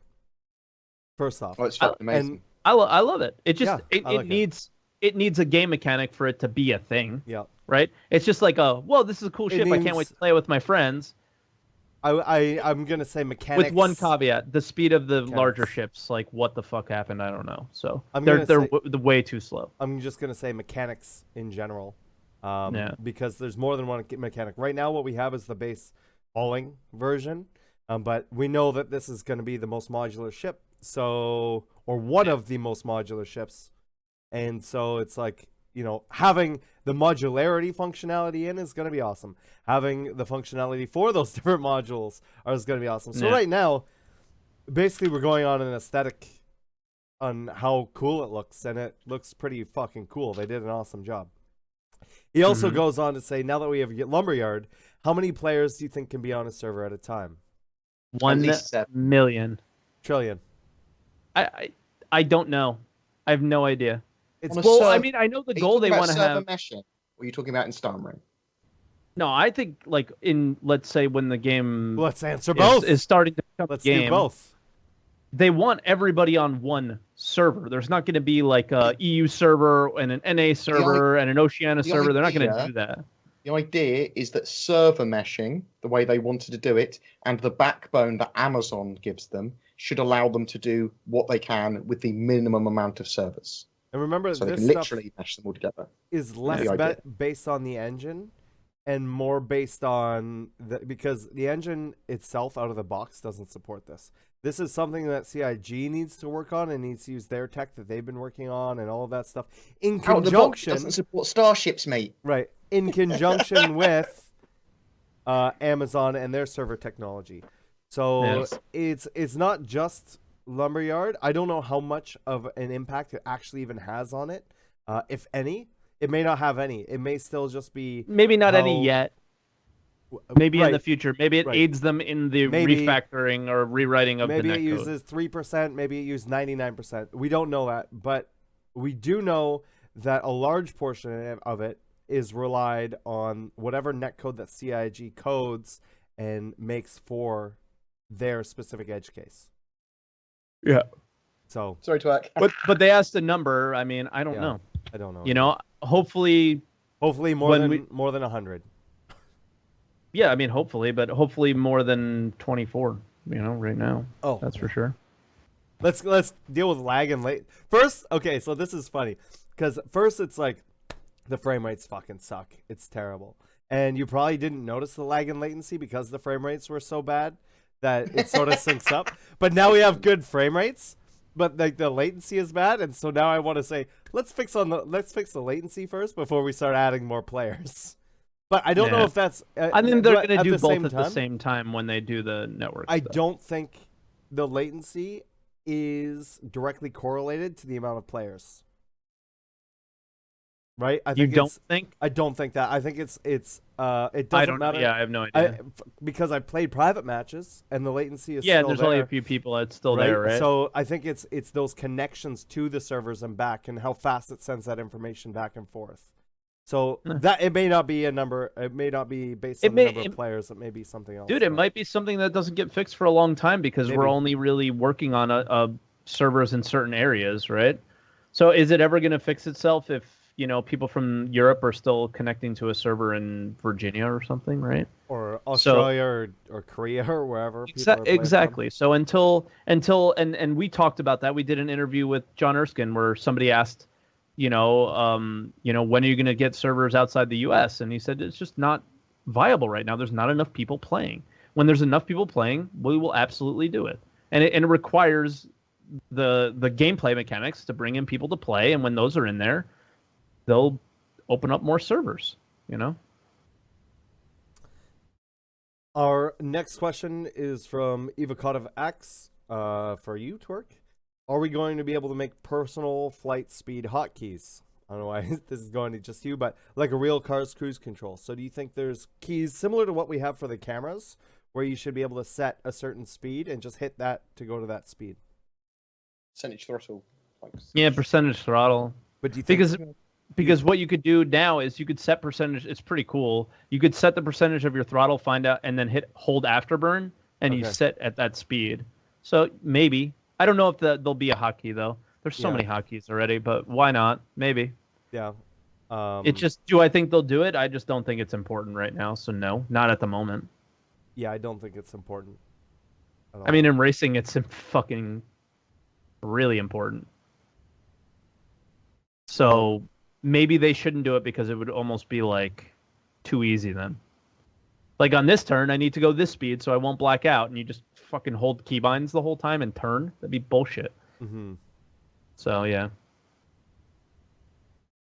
Dal Panino says, "Love the podcast. I'd love to know how you think bans will work in the game. I've been banned recently and had to face the consequences. How will bans work in Star Citizen?" Don't get banned, you fucking scrub. How about that? I mean, didn't they said like they would have a group of people that would deal with that? I don't know. Yeah, You'll probably talk to guys like Ben and Lando and Xylo at, you know, like when community management, as far as like doing the videos and stuff about the development of the game, like the game's actually released, like what Ben said is most of the community team's going to end up becoming like GMs and things like that. That's like more where the community will start moving towards. So they'll probably have a team of GMs that you would message. Yeah, what was that called? It was the I forgot what that team was. Was it the advocacy? Yes, the advocacy. Because they had it within lore, kind of, right? Because they can be actual players that can show up and like they can spawn things in and do all kinds of stuff as well as dealing with that. So in-game bans, this is from Xylo. In-game bans will not be handled by the community. It will be our player relations team, which consists of game support and CS. Okay, so that's a little different. There you go. What's the game support mega team that they've made now? They've got game support and CS and another team that will merge together. Oh, they talked about it on a ATV one time, right? I can't remember now. Okay, it's good. Yeah, so they said while there were many hats, one of their hats will be like your traditional in-game GM. There you go. Thanks, Xylo. There you go. That makes sense. Yeah. Our next question is from P. Gillings. Have you considered starting up a Redacted Star Marine subscriber league where we have organized private match play between you and your subs on a semi-regular basis? Losers could contribute to a raffle for the winning streamer's channel, maybe. I'm so triggered right now. I just think it's too early for stuff like that. I think it's too early for it too. Like right now, like I sat in here once again when Sean Noonan was in here, and we were I was trying to play with viewers, and the finagling to try and invite people and the herding cats that it is really can be kind of a pain in the ass sometimes. Like not for people who play all the time, but for people who are just jumping in and want to, you know, they just want to play with me or whatever. And it's like then you have the latency and stuff, and especially if you have things like real prizes and things like that. While it's a cool idea and it's something we definitely want to do down the road, 100%. I even built the last website with this in mind. It's just not something that makes sense at this crossroad, I guess. If that makes sense. Like we can still we'll still play and we'll still jump in with each other and stuff like that, but it just check this out. Did you know that you can add people directly to teams in the menu now, which is really cool? That was something I noticed just the other day. I thought that was really neat. Yeah. That's only in Last Stand though. There's no teams in. And it, I think, which I wish there was, because I would want to look like a fucking outlaw instead of a Marine. I mean, I just think that you two are just worried that my viewers would kick the ass out of you and your viewers. I think that was the worry was there. I'll just say they're all the same viewers, dude. Yeah, but the people that would be these guys in your org are motivated to win. I'm just gonna say that my org, we're number 19 on the leaderboards right now. Yeah, good job, number 19. Yeah, well done. Thanks, man. Well done. So what do you get for 19th place? Oh, fuck you, is it? Yeah, a fuck you from Bored because he's angry that we're gonna kick his ass. Shots fired. Twerk, don't look at me like that. Fuck you too.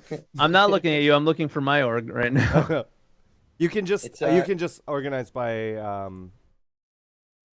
organization at the top. It was the player relations team that he mentioned that I was thinking about. It's game support, e-commerce support, and community support, which was e-commerce support work, customer service. So they've changed their name, so I got confused. Wrecked 47th. What the hell, guys? Oh, it's on Last Stand though. Let's see what it is on.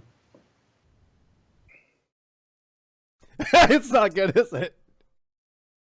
No, I haven't gotten there yet. Okay. NR, not rated. Twerk's had to at least played 1 or 2 elimination matches. Okay. Top 100. Top 100. I've played like one. I played one elimination match maybe. Oh, is that just you? No, the team. I played 4 elimination matches, 4 losses, 1 first blood, 26 kills, 23 deaths. Feels bad, man. If you're in a higher place than me, I'm gonna be sad. Yeah, but yeah, no, that's something we want to do. We want to have the different, not even necessarily subscribers, just open to everybody, open to different stream teams and all kinds of stuff. We want to organize that stuff. That's why we're building, what we're doing. We want to be able to do this stuff not only for before the game, but when after the game is out and stuff as well. We want to be able to facilitate that. So hopefully we can get that going really soon. But yeah, it's something I know that we're all looking forward to being able to add to our list of things to do. Right, Twerk? List of things for us to do. Yeah. Yeah. Should be great. C-Dizzle asks, at what point would you consider abusing exploits that benefit some more than others as cheating? I.e. a grenade and enemy spawn at the start of the match, killing people during lag, and so on. I mean, I think you need to bring I think light to those things. Yeah. Like that's it. Yeah. That's it. They just need to get fixed. Exploits are only really an issue if they're repeatable and being regularly used to win. Otherwise, it's too hard to regulate and work out what they are. You can say, well, I wouldn't use these exploits if I was playing by myself and not on stream, because if there's a dev watching, I want them to see the ridiculous stuff that's happening, and they go, because I'm sitting there and wondering why it's happening. Right. He can probably see it and go, I know what's happening. Like, for example, that lag that happens on Echo 11, for most of us, I know Source says he gets it on both, but most of us, we experience it only on Echo 11. And, Luke Presley was in the chat and he was like, what's going on? And I was like, just wait. It's going to happen every Echo 11 game at some point. And he waited and he watched, and I think he even waited, like he was going to leave from work and he waited for it to happen. He was like, so this only happens on Echo 11? And I'm like, yeah.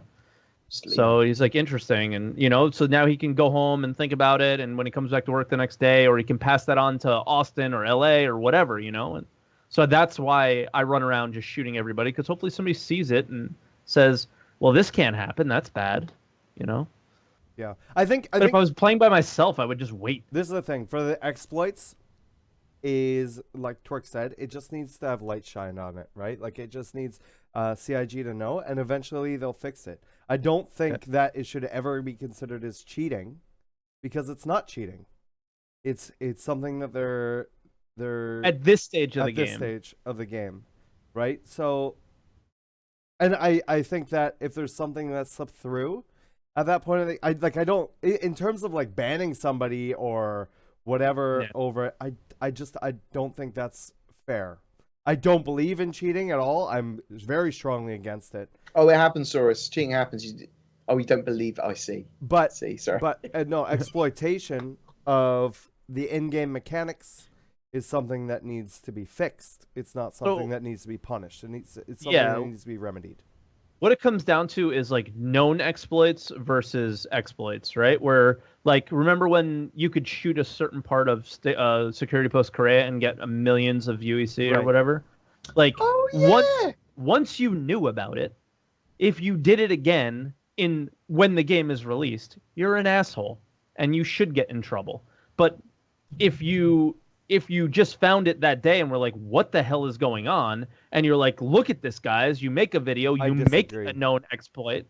So you should just keep doing it and take advantage of it until they fix it. I'm not saying you should, but I don't think you should get punished for it. Right? If it is a known exploit and if it's a known exploit, then they should fix it. They should fix it like this, right? Because it just, fixes just happen in 2 seconds. Right. No, so look at every other game. Whenever there's an exploit like that, right? People get banned. Right? So they can fix it and roll things back if they need to, right? If it gets past beta, past alpha. There was a similar issue in Neverwinter, an MMO, where that you could put for a day, you could put stuff in the auction house at a minus figure, and that money was just attributed to your account. Yeah, you could literally just go minus 20 million, and people were just going mad. Yeah, and they all got banned. Everyone got fucking banned. It's because they were like, you were exploiting that, knowing that that's an exploit.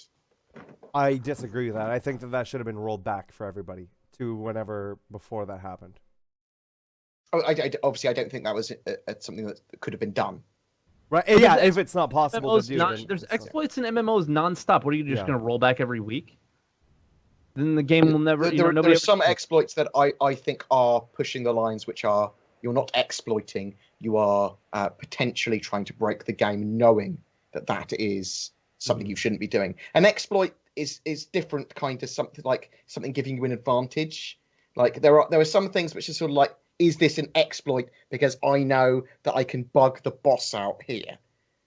And if you were like farming him for loot regularly, yeah, that's an exploit. And yeah, like I did it in Ultimate Online, and I should be punished, but I knew I would never get punished, so I did it. I'm an asshole.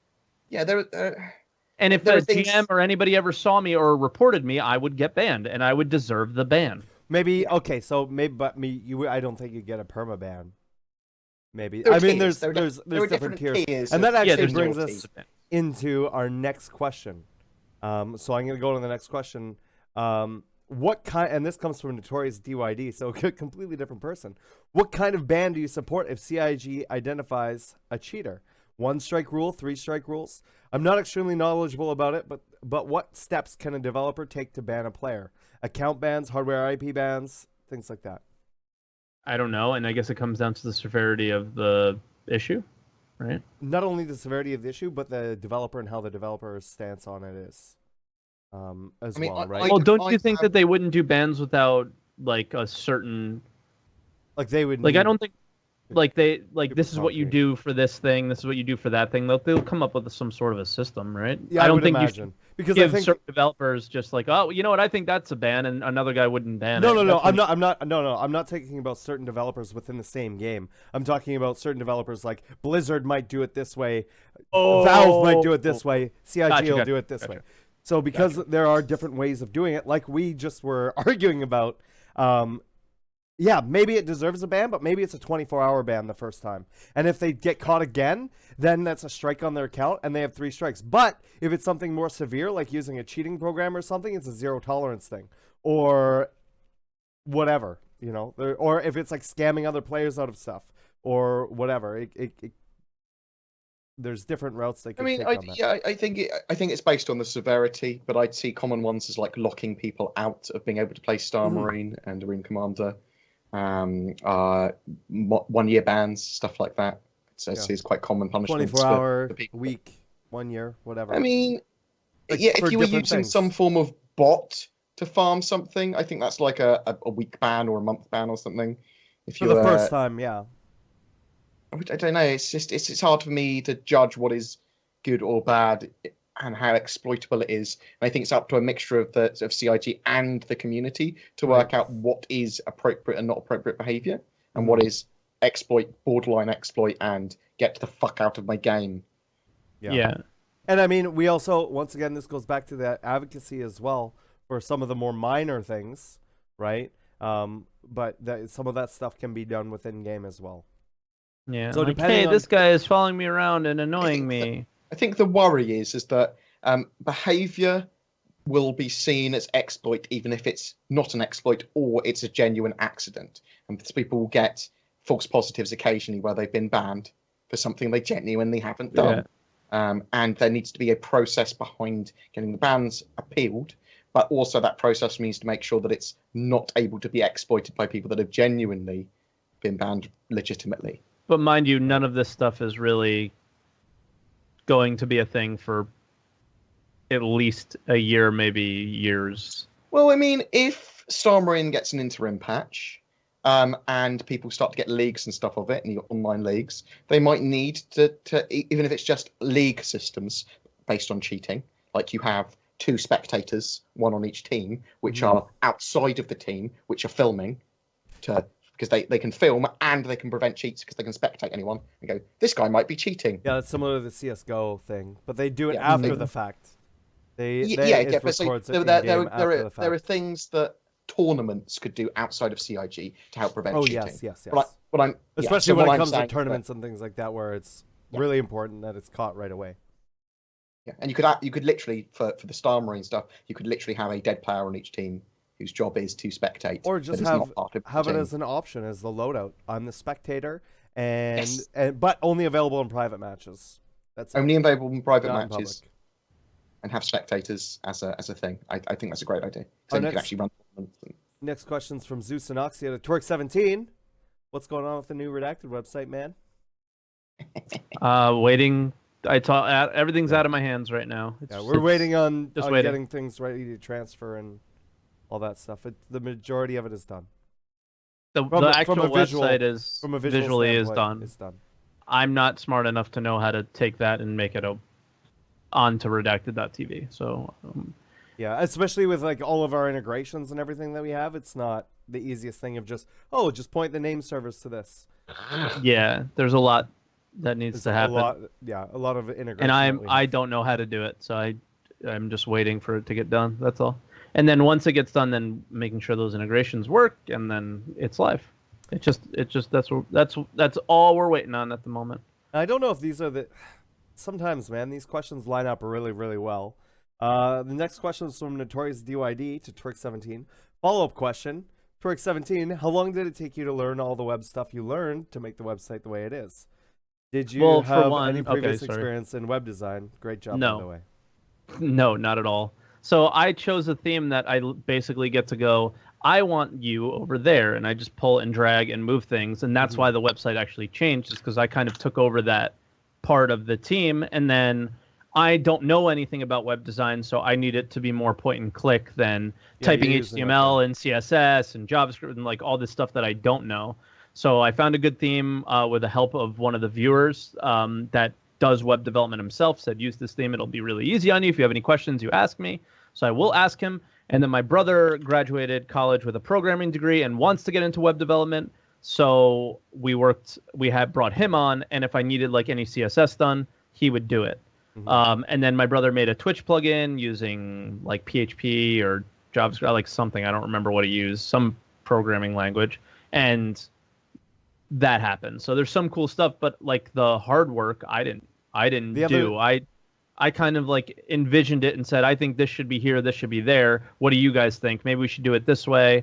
And I did the annoying grunt work that nobody wants to do, and did that, but the stuff to make it actually work, I can't do any of that. So that's why I say some things are out of my hands, because I don't know how to do that stuff. And that's for the website you don't see right now. That's for the website you don't see. The website that you see now and the forums. I've done a little bit. The forums aren't changing.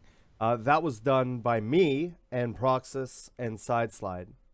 That worked on that initially. So I had actually built the first website, the one that you see now, and the forums, and they helped with the integrations and stuff like that.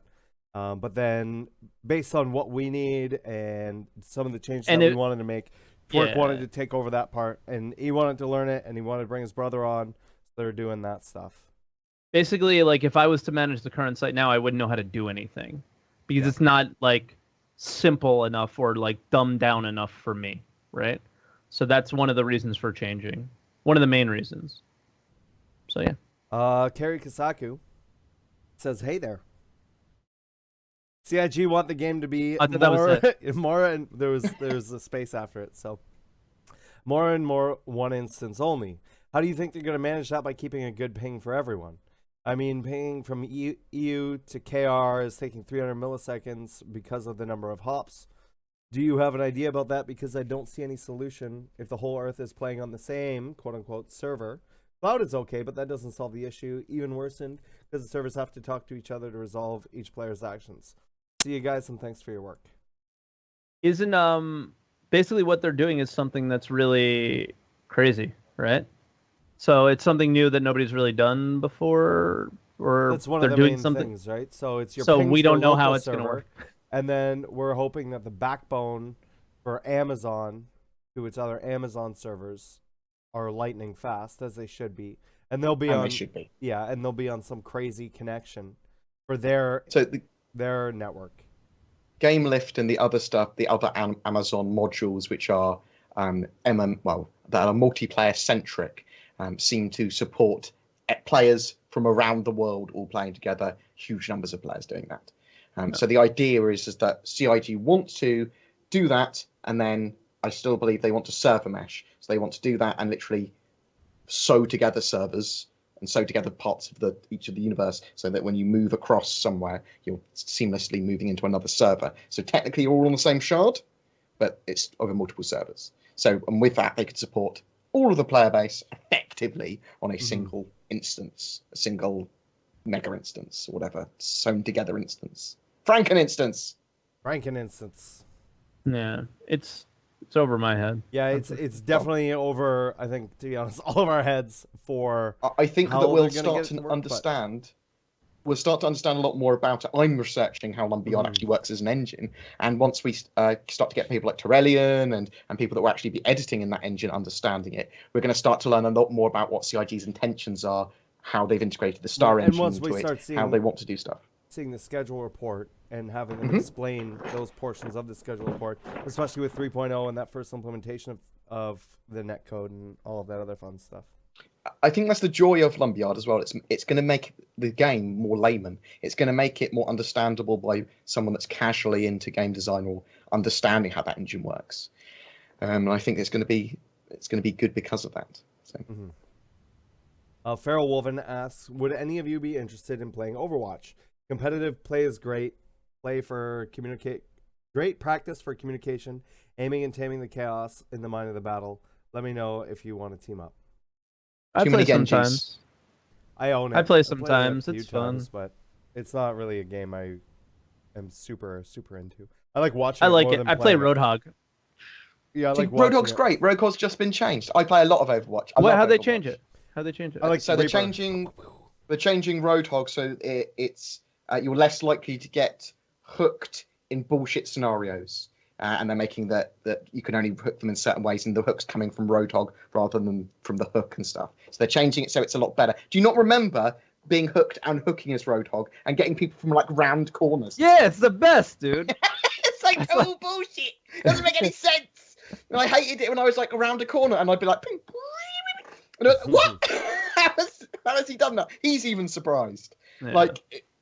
There's lots of fixes and stuff. I love Overwatch, but in both competitive and quick play, there are people there that have no basic understanding of game mechanics and will insta-lock some heroes such as Genji and Hanzo and Widow just instantly without considering their team. I heard May is pretty bad too for that.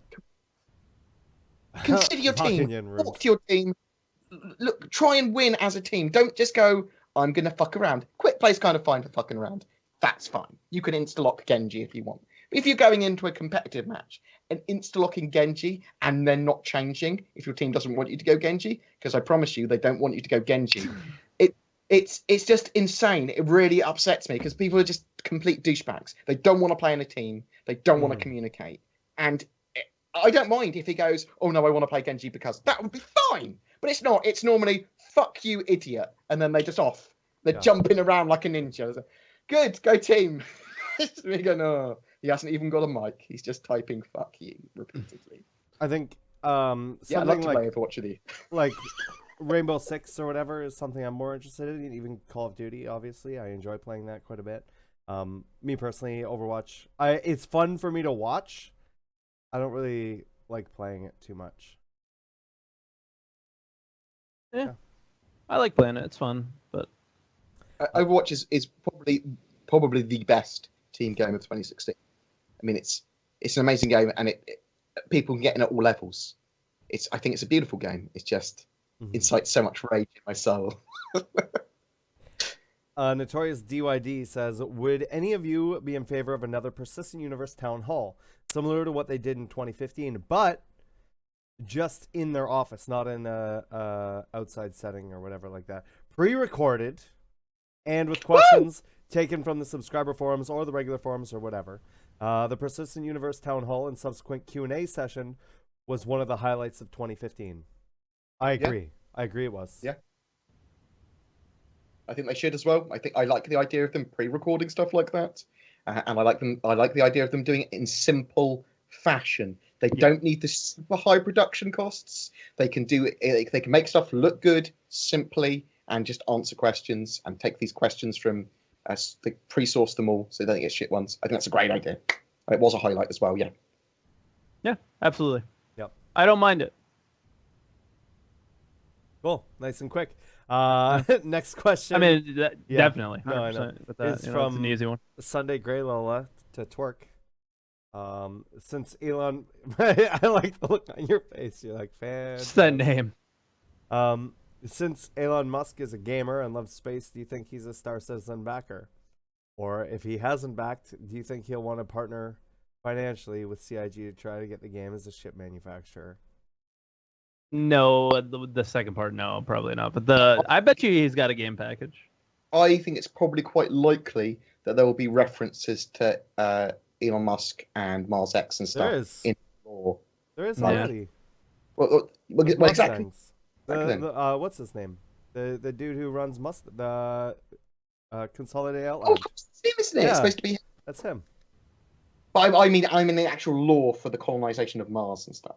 Oh yeah, maybe. But they expand the colonization, and it will be more. Notorious DYD says this is based on Twerk17's assertion that CR needs 200 million. Board made that number, but ...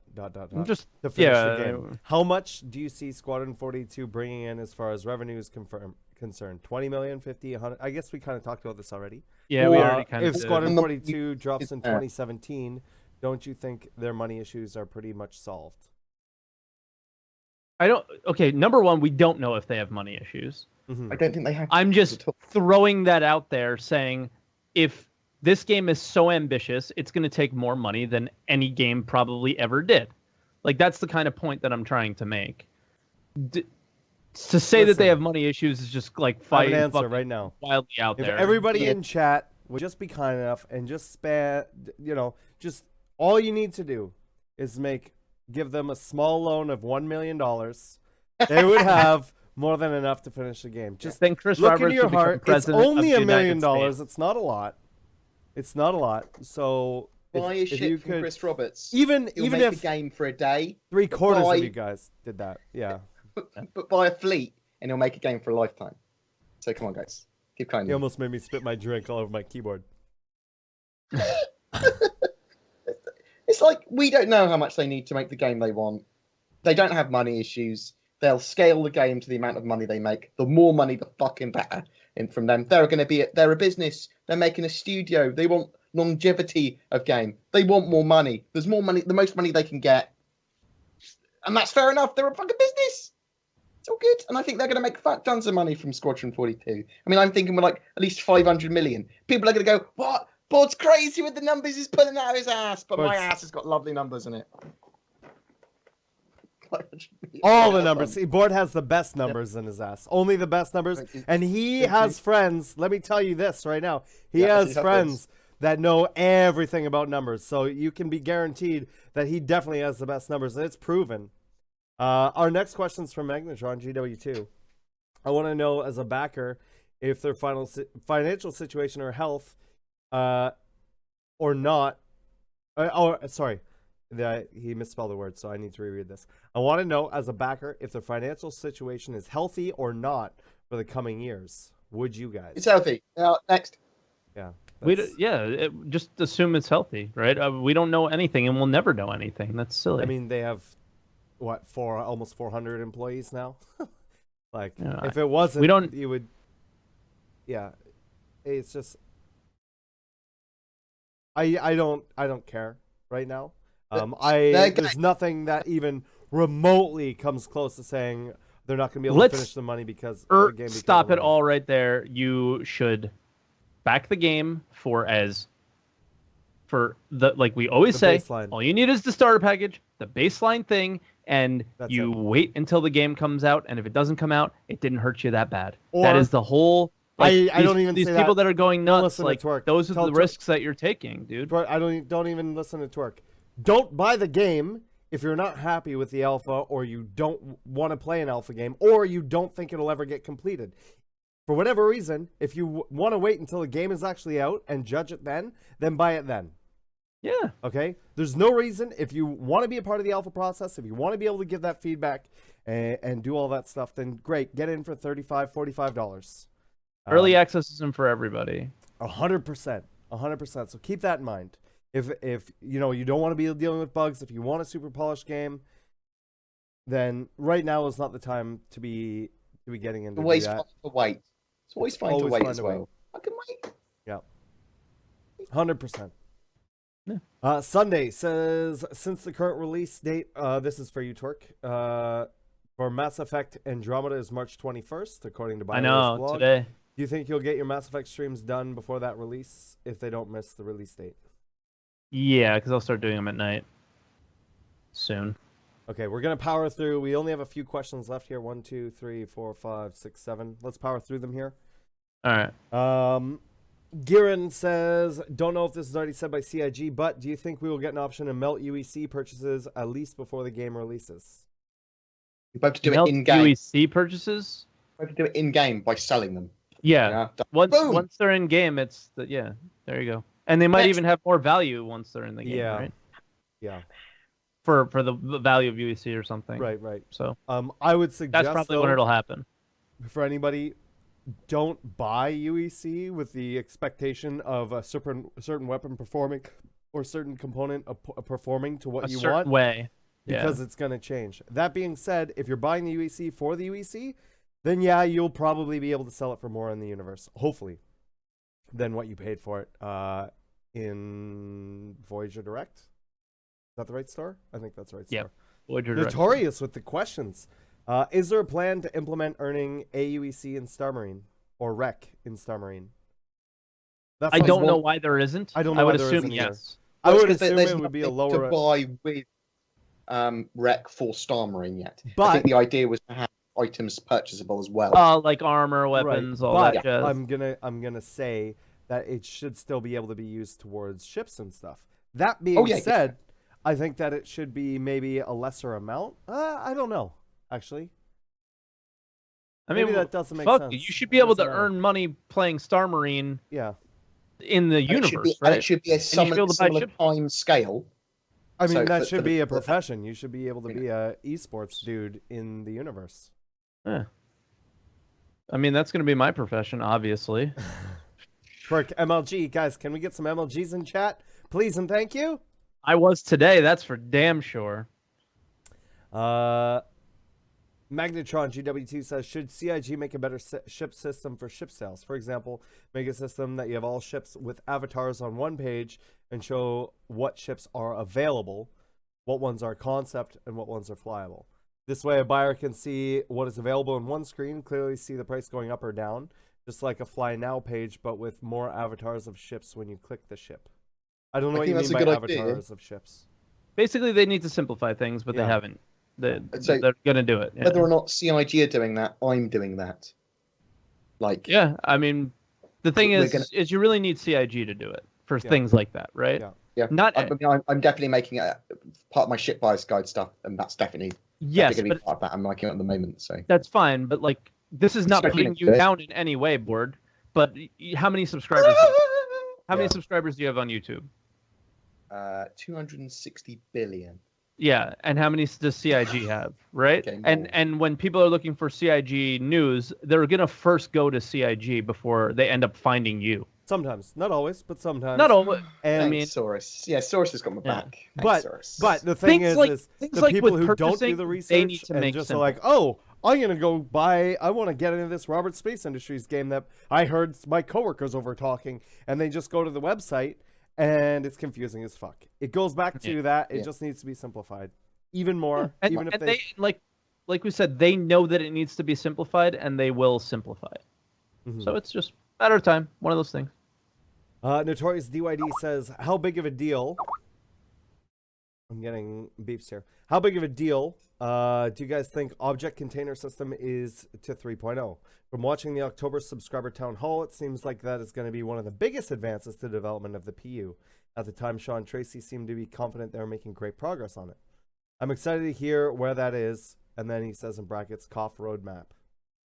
Yeah, so when we get the roadmap, we'll know where it is, how important it is. I think it's vital because it's how they're going to make the cities and all that stuff. Yeah, like all kinds of stuff, right? Like, it's Object Container System is part of Objects 2.0, correct? No. Is it not? They are kind of all relying on each other, right? Yeah. Yeah, and capital ships are going to be heavily based on Object Container System and stuff like that as well. So it's all part and parcel of kind of the same thing. When we're looking at a lot of this stuff, it's not.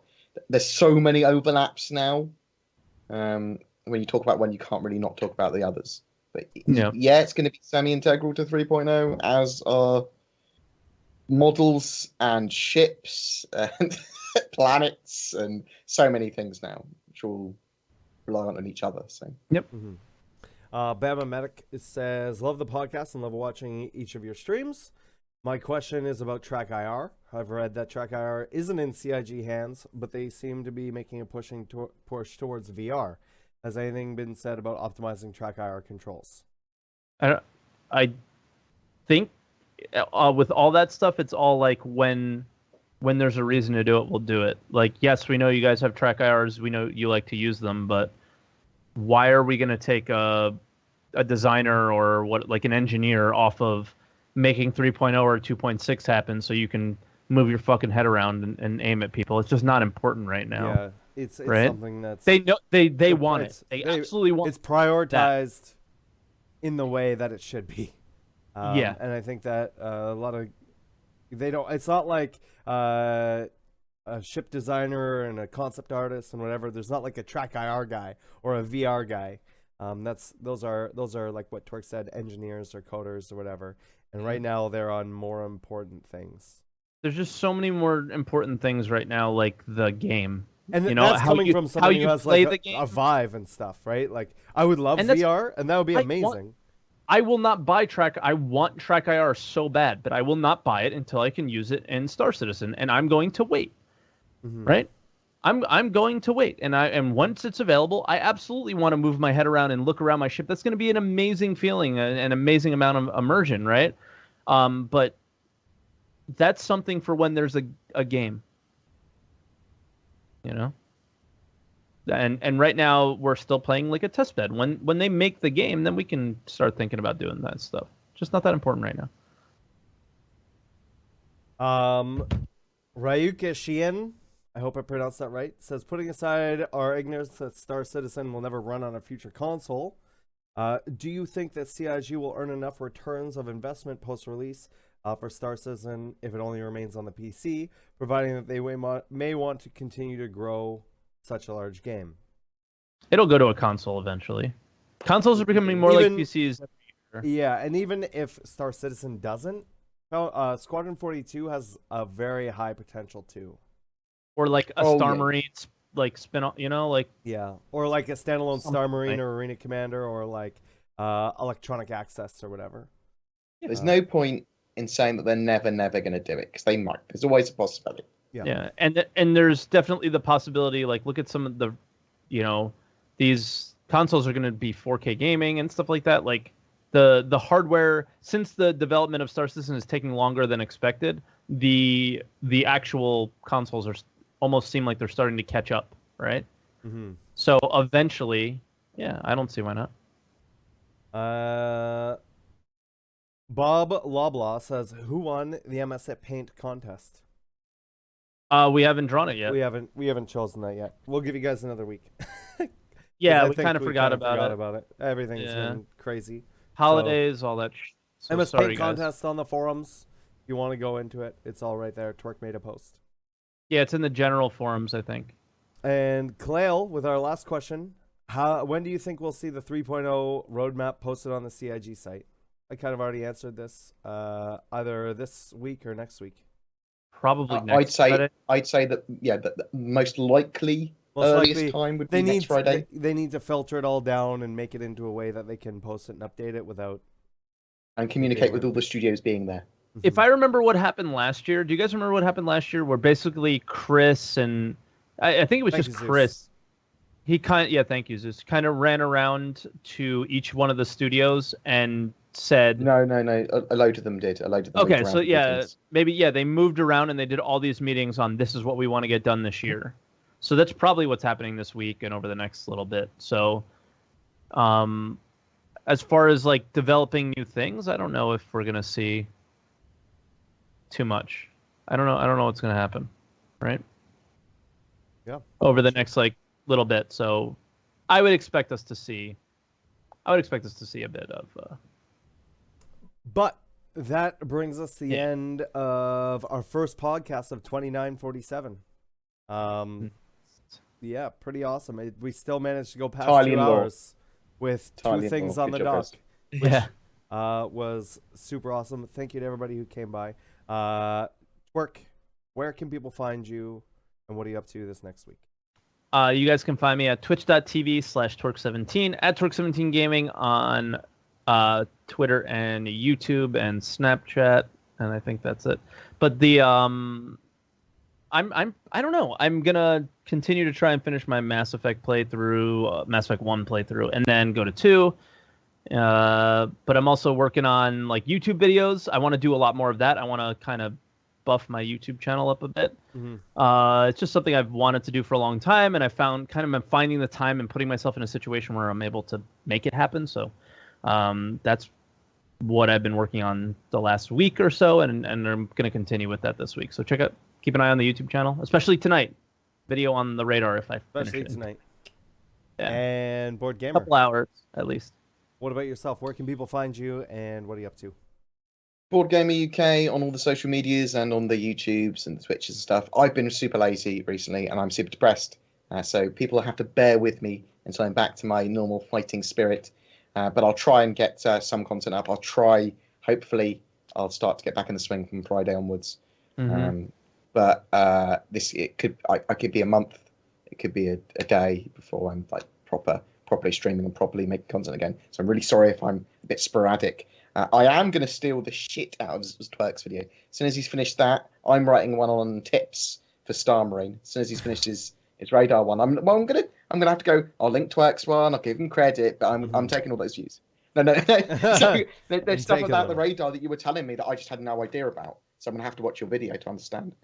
Yeah. You're telling me lengths and distances. I got you, Doug. It was much better than my understanding of it. But that sort of stuff and understanding the radar and stuff, that's going to make you so much a better player at StarMarine. I got a number of. It was so annoying too. I got a number of kills sneaking up on people, and then some asshole on my team would just run right by me and let the other team know that somebody was running in that area, and then I was like, "Fuck! Well, might as well get up and start running." So I love the idea of using that to bait though. So like, there's a guy there, and there's like 2 of you just waiting, different angles and stuff. Oh yeah, the murder, kill. Like at C point on Echo 11. But sorry. For myself, you can find me on Twitch and Twitter at WTFOSAURUS. I'm going to be streaming on this literally right after this podcast. Playing some StarMarine with some elimination. I actually have a quick unboxing to do as well for you guys. And then, yeah, that's about it. This week, I'm going to be doing StarMarine. I'm not going to be able to stream tomorrow. I may not be able to stream Friday because of the new studio setup and everything like that. So we'll see how this is going, but this is Streamer House 1.0. So this is something I've been talking about for a really long time. Twerk knows this, Bored knows this. Since the beginning, yeah. So this is sort of the first step into that. Really, really exciting, but it does mean it takes time for me to tear all this shit down and move it out and build it all back up and have the studio set up. I may stream like some of the painting and just normal IRL stuff or whatever. But yeah, make sure that if you want to support the podcast or the team or the website or whatever, patreon.com/redacted. We also have a t-shirt store where you can find by typing in !store with all the different Redacted shirts, and all the proceeds go to that as well. Thank you so much for coming by for our first episode of Redacted from 2017. And we're looking forward to bringing you more awesome content this year as we get more content from CIG. So thanks again, guys, and I will be back momentarily. And yeah, all right, guys. Bye, everybody.